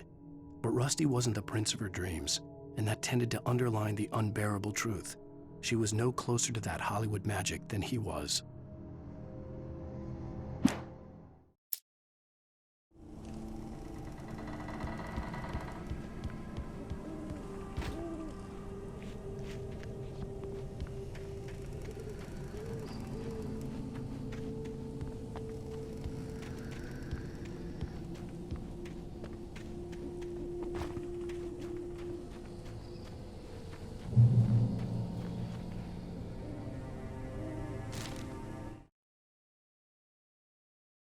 The air in the visitor center was heavy with an awful smell, as if some rotten drowned thing had crawled up from its grave.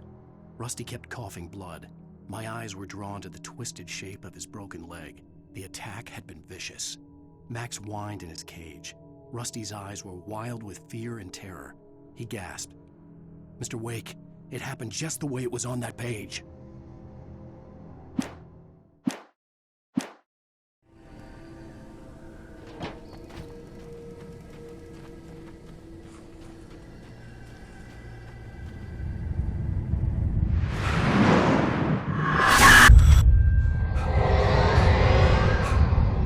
vision left me weak.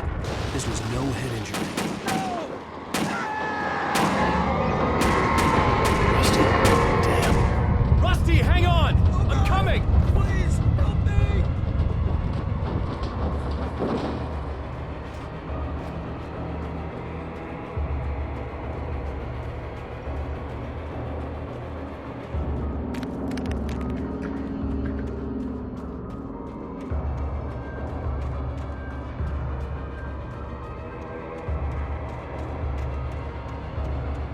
Anybody? Help me! Help me! Can you hear me? Anyone! Please help! Help me!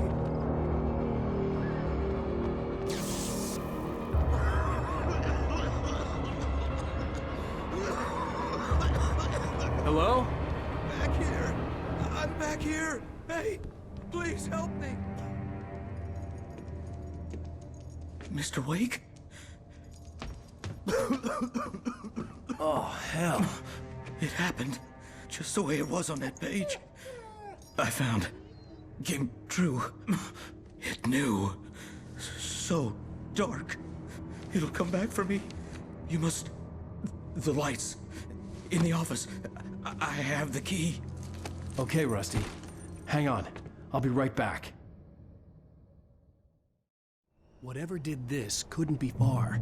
Rusty had found a page from the manuscript. It would help me understand what had happened.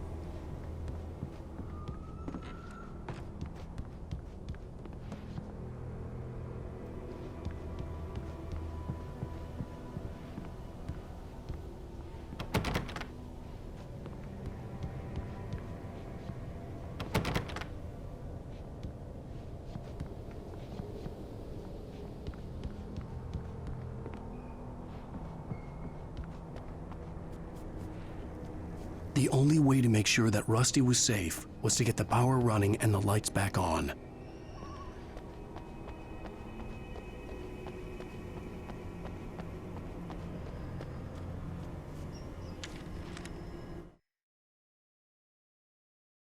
The visitor center was sturdy, but the impact turned the front of the building into splinters. Rusty was thrown across the lobby like a rag doll and hit the far wall hard. It didn't hurt until he tried to move and saw his leg bend the wrong way, felt the broken rib stabbing him on the inside. Rusty howled in pain and fear, suddenly afraid to die alone.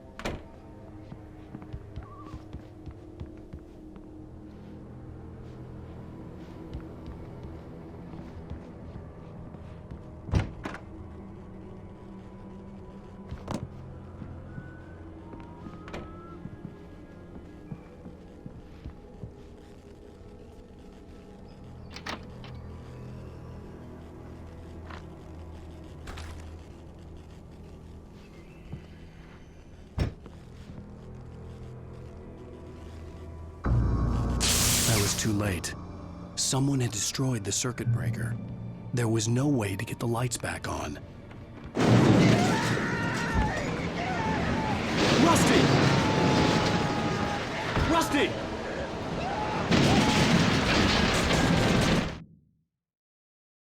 At the last instant, I changed direction and threw myself down. The axe splintered the trunk of a tree. I stumbled into the pool of bright light. My lungs burned. I was too exhausted to move. I tensed as I waited for the killing blow, but it never came. I raised my head. Nothing moved in the darkness beyond. For the moment, bathed in the cold light, I was safe.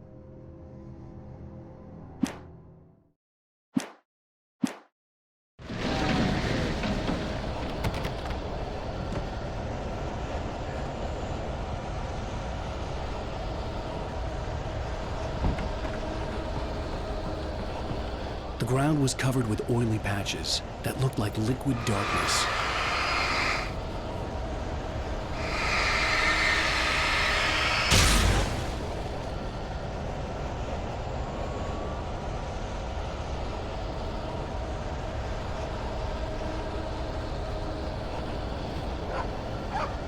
I just need hunting licenses.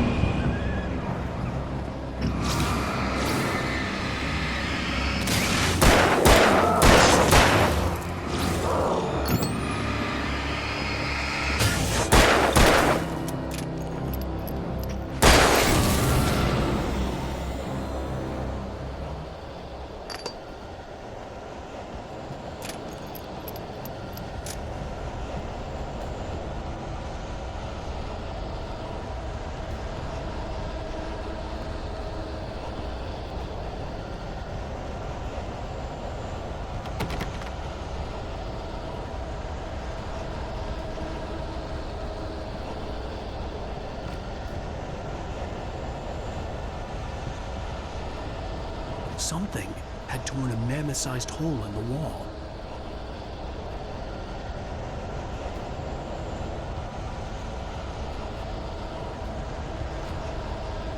Please don't feed the animals. Fishing is only permitted for those visitors who purchase a park fishing license.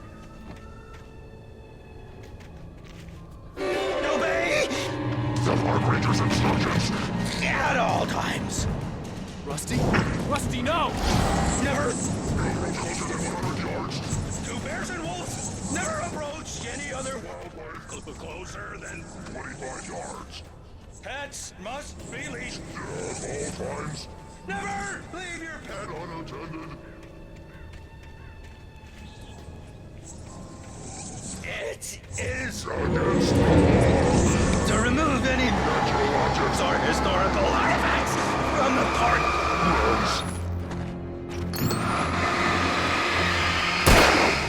This includes even you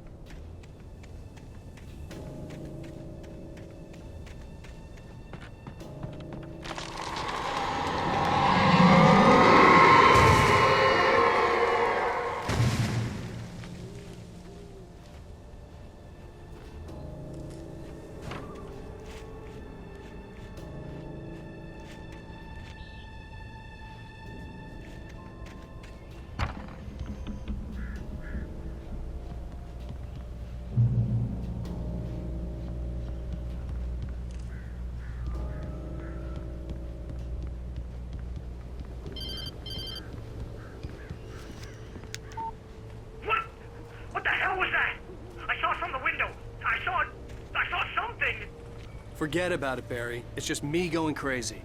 Oh, jeez. Oh, jeez. You're not crazy. I wish you were crazy, but you're not crazy. Ow, be careful. Stay in the cabin. Don't open the door for anyone. I mean it.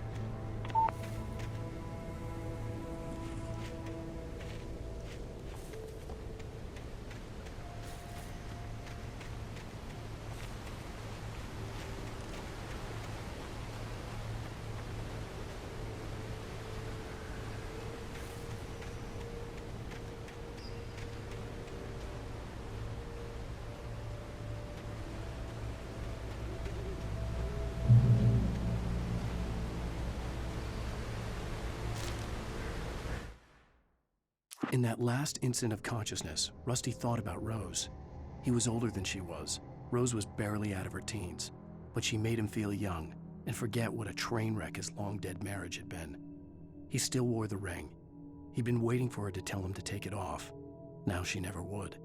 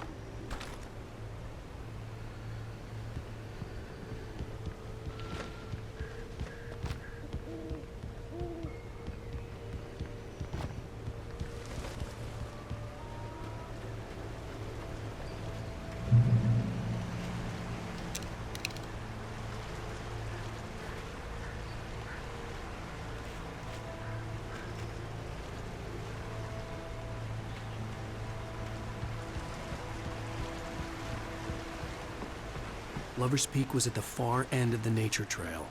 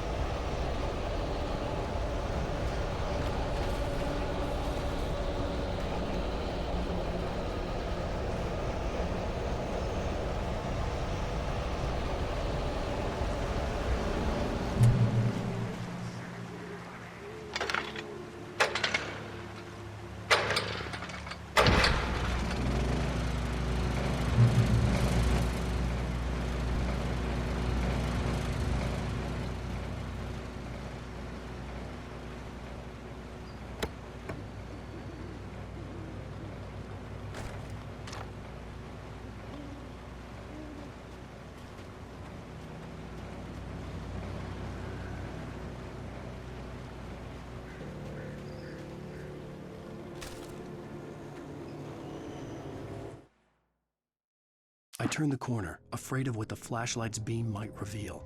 Suddenly, a roughly painted symbol of a torch glowed in the light. Behind it, hidden by a rock, sat a battered metal trunk.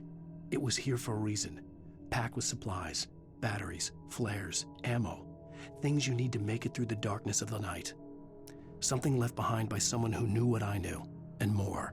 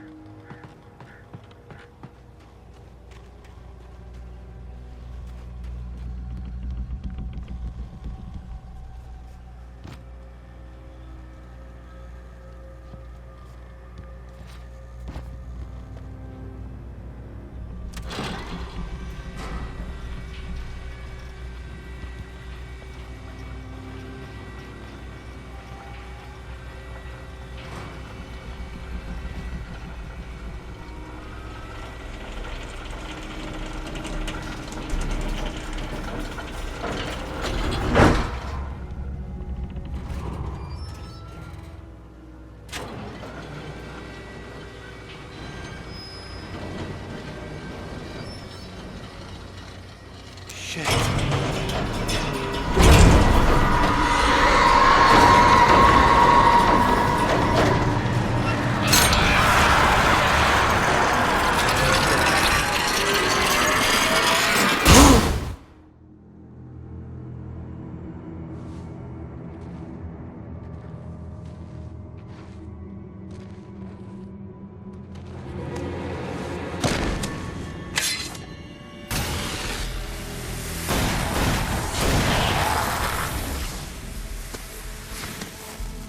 Come on, we gotta get moving. More of them coming. That flashlight's kid stuff. The flares will keep the bastards away.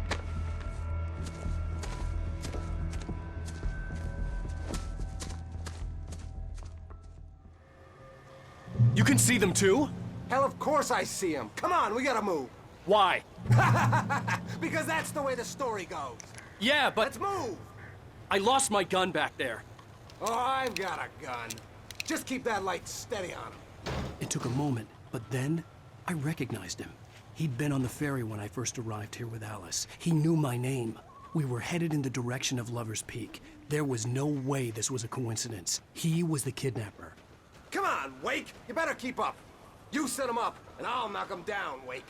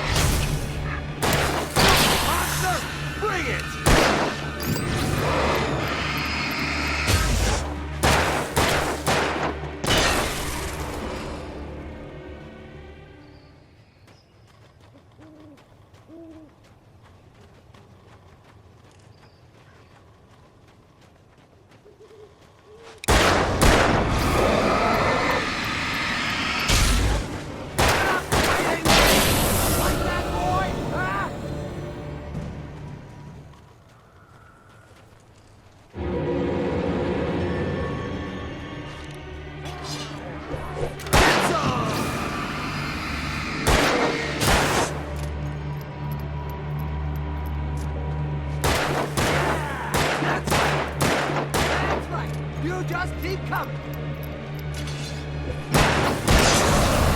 Lover's Peak, right up these stairs, Wake. Use the flares from the emergency box to hold them off while I get these boards off. Give me the gun. Yeah, no can do, Wake. Are you kidding? Give me the gun! No time for back talk. Hold them off, damn it.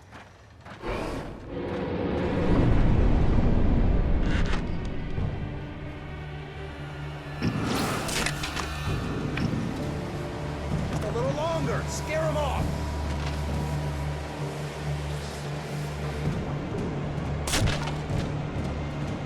Get some light on those bastards. That'll keep them off us.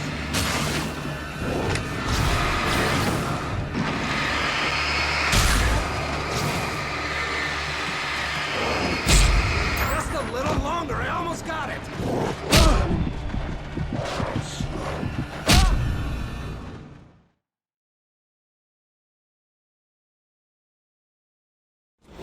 Right up these stairs, Wake. Use the flares from the emergency box to hold them off while I get these boards off. Give me the gun. Yeah, no can do, Wake. Are you kidding? Give me the gun! No time for back talk. Hold them off, damn it.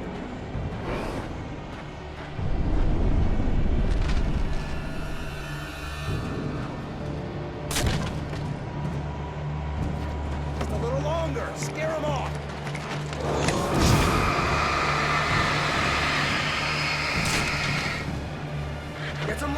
bastards! That'll keep them off us!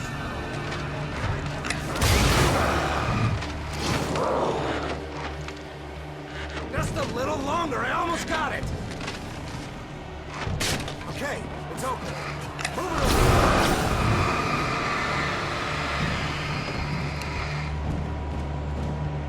Die already, die!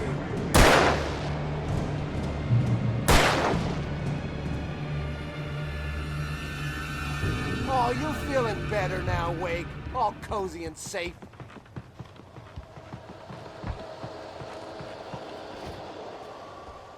Better get ready. They'll be on us soon.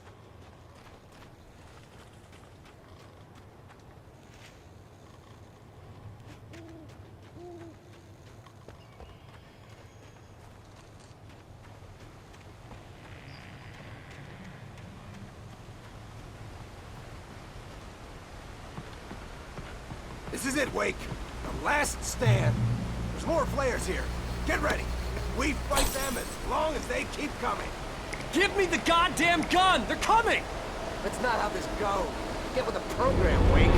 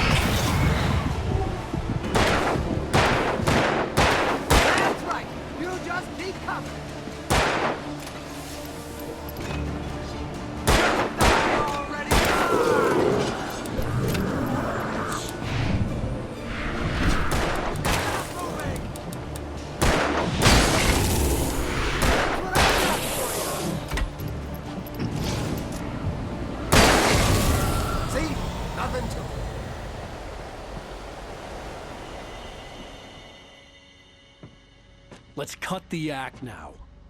Where's my wife? I knew you were gonna say that. I read it all before. You're a hell of a writer. Congratulations.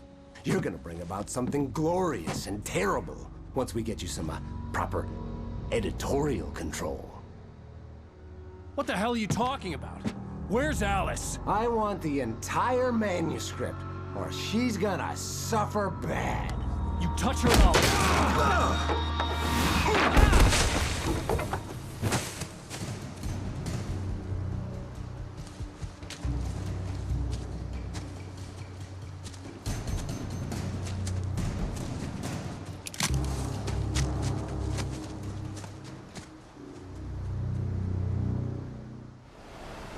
You're gonna give me the manuscript, or you'll be sorry. No! Come back here! I swear I'll kill you if you hurt Alice! Do you hear me? Come back here! He had Alice, and he wanted the manuscript because he thought it held some magical power. But I had no manuscript to give him. I had to get back to Barry and figure out my next move.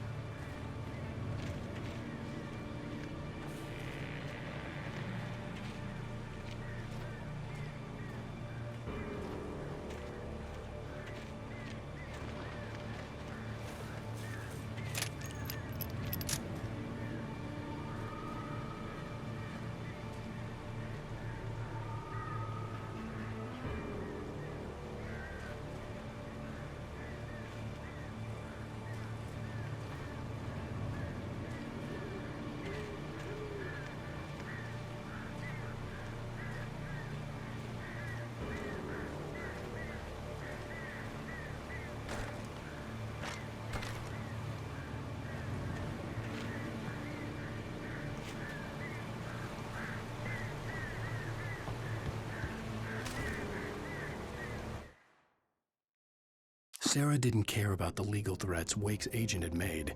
She let Wake go without argument, because there was something about him she couldn't quite put her finger on, something that reminded her of her father. She didn't think Wake would hurt his wife. Then she thought about the way he waded into Hartman, that hair-trigger rage flaring up without warning.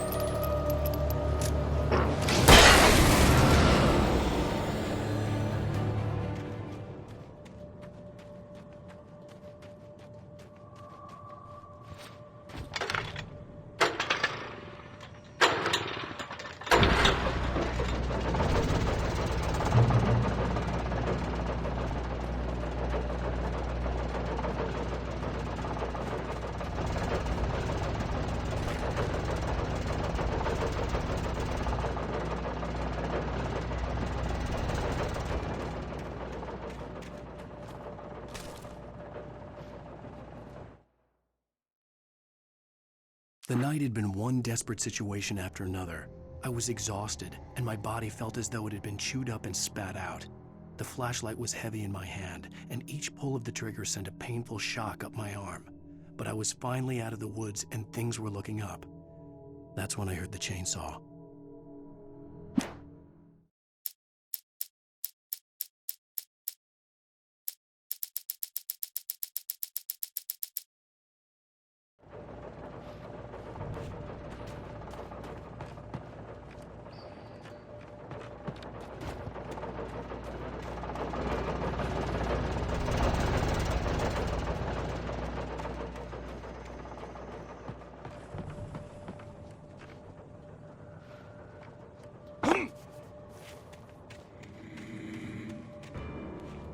I had heard the plane fall. It made no sense. It was clear that it had just fallen here, but it was very old and obviously hadn't flown in decades. Looking at it sent a shiver down my spine.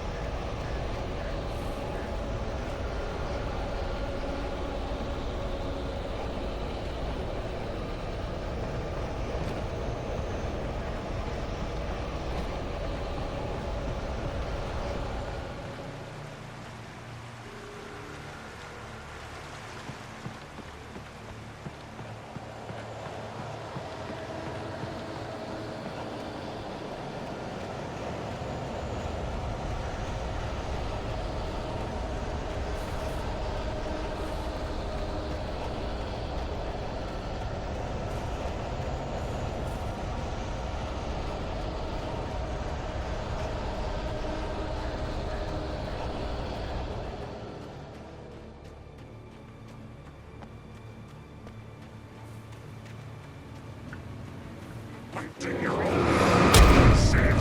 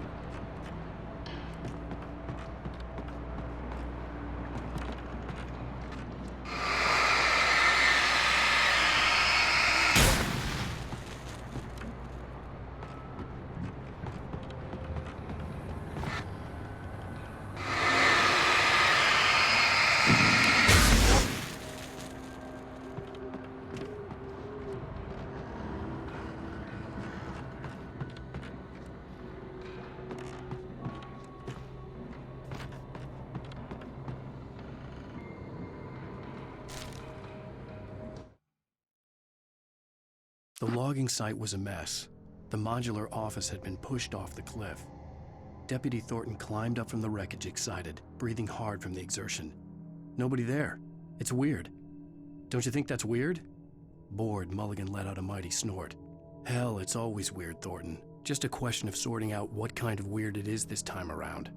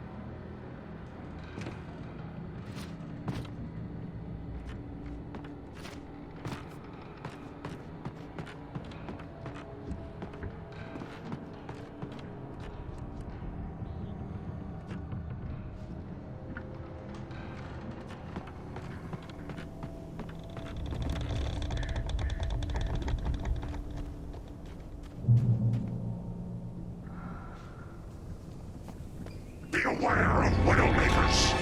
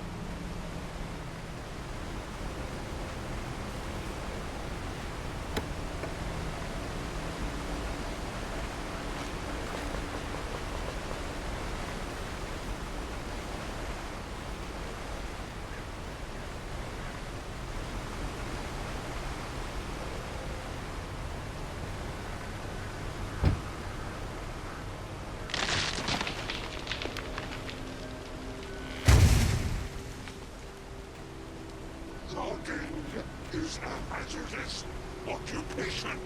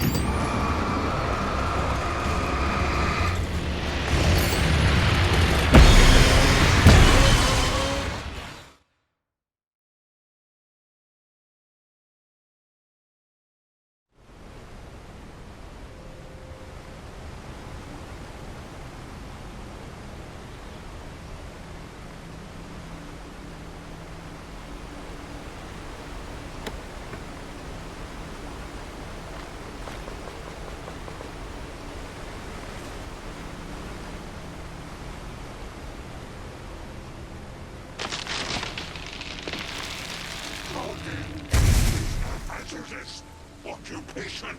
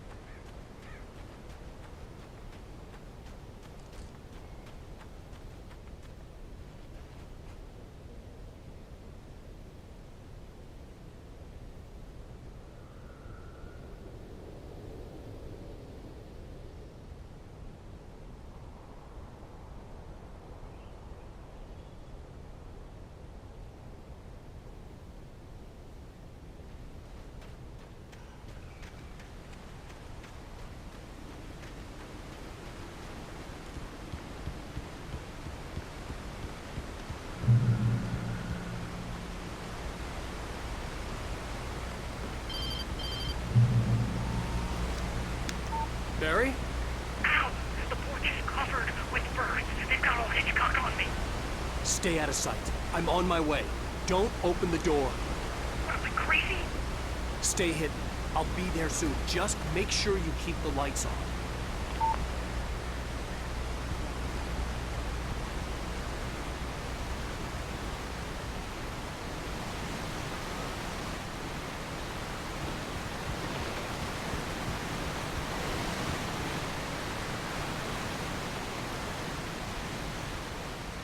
I still had to reach Barry at the cabin, but at least I was out of the woods.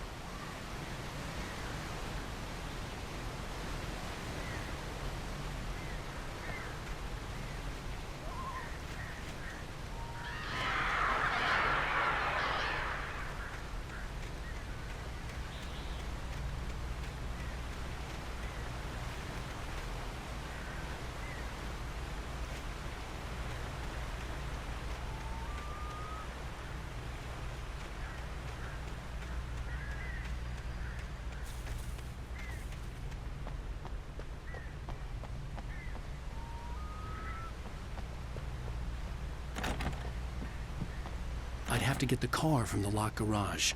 It would get me back to Barry faster, and the headlights were a welcome bonus.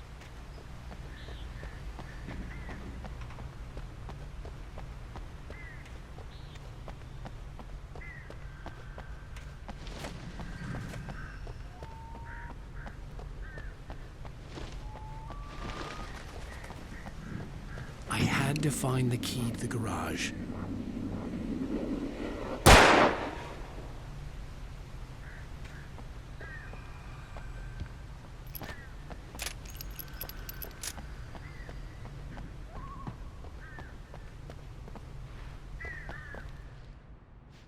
I needed the garage key to get to the car.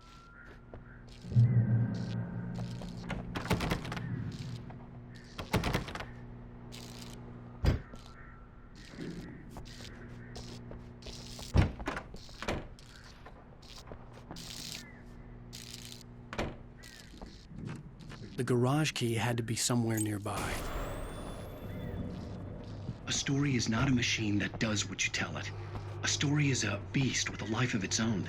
You can create it, shape it, but as the story grows, it starts wanting things of its own.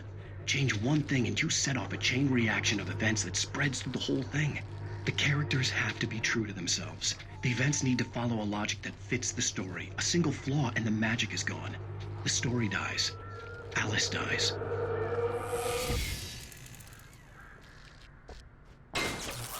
You can learn about nature and yourself.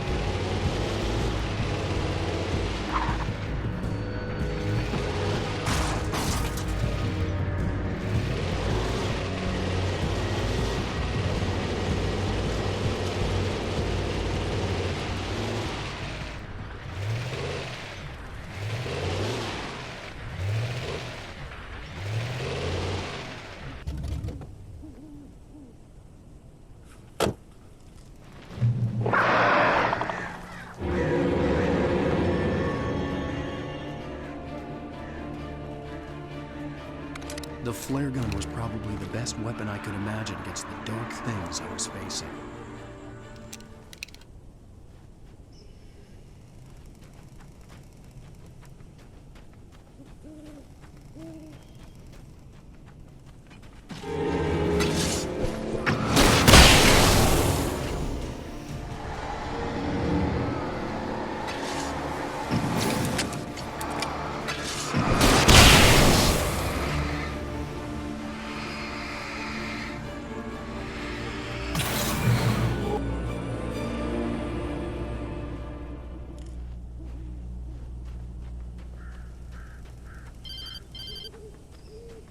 It was the kidnapper.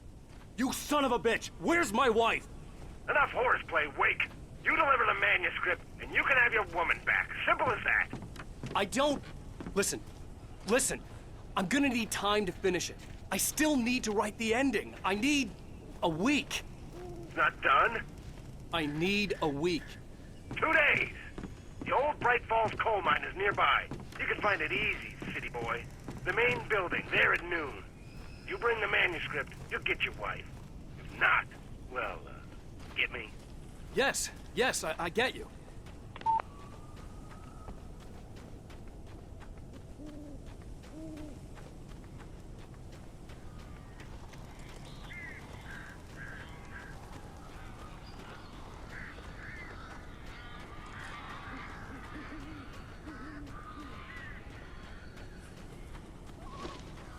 Barry had talked about birds over the phone.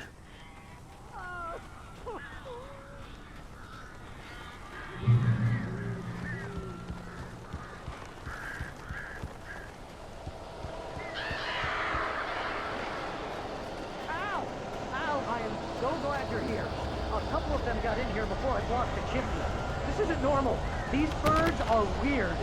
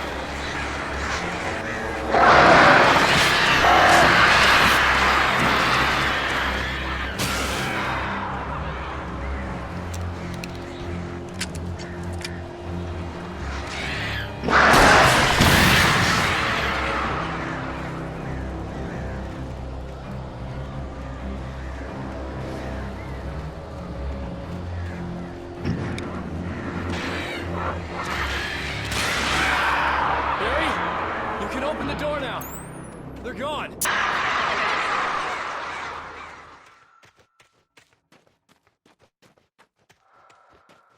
Hey, Al. I'm sorry for thinking you were having a psychotic episode, man. I sent Barry to the town to ask around about a man fitting the kidnapper's description. He'd go through the archives of the local paper. Perhaps he could learn something. Anything about the island and the cabin that had disappeared. The man wanted a manuscript. I had to try to write him one to get Alice back.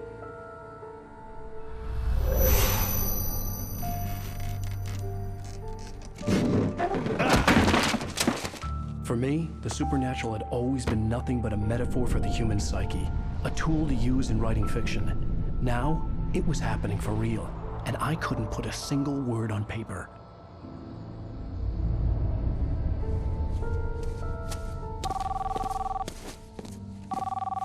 Barry Wheeler speaking. This is Rose. Rose? I found Mr. Wake's pages. Oh, you sweet, brilliant girl. Could you and Mr. Wake come get them? I live in the trailer park outside the town. We'll be there in less than an hour. Bye now. See you soon.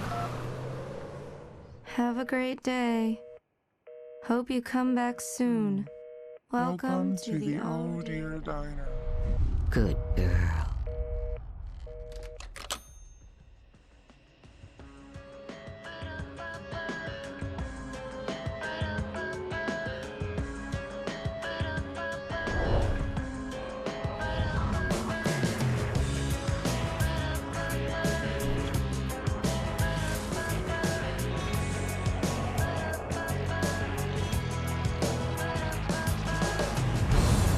Come here. Pretty please, can you tell me where I am? You, won't you say something? I need to get my bearings amongst, and the shadows keep on changing. And I'm haunted by the lies that I have loved and actions I have hated. I'm haunted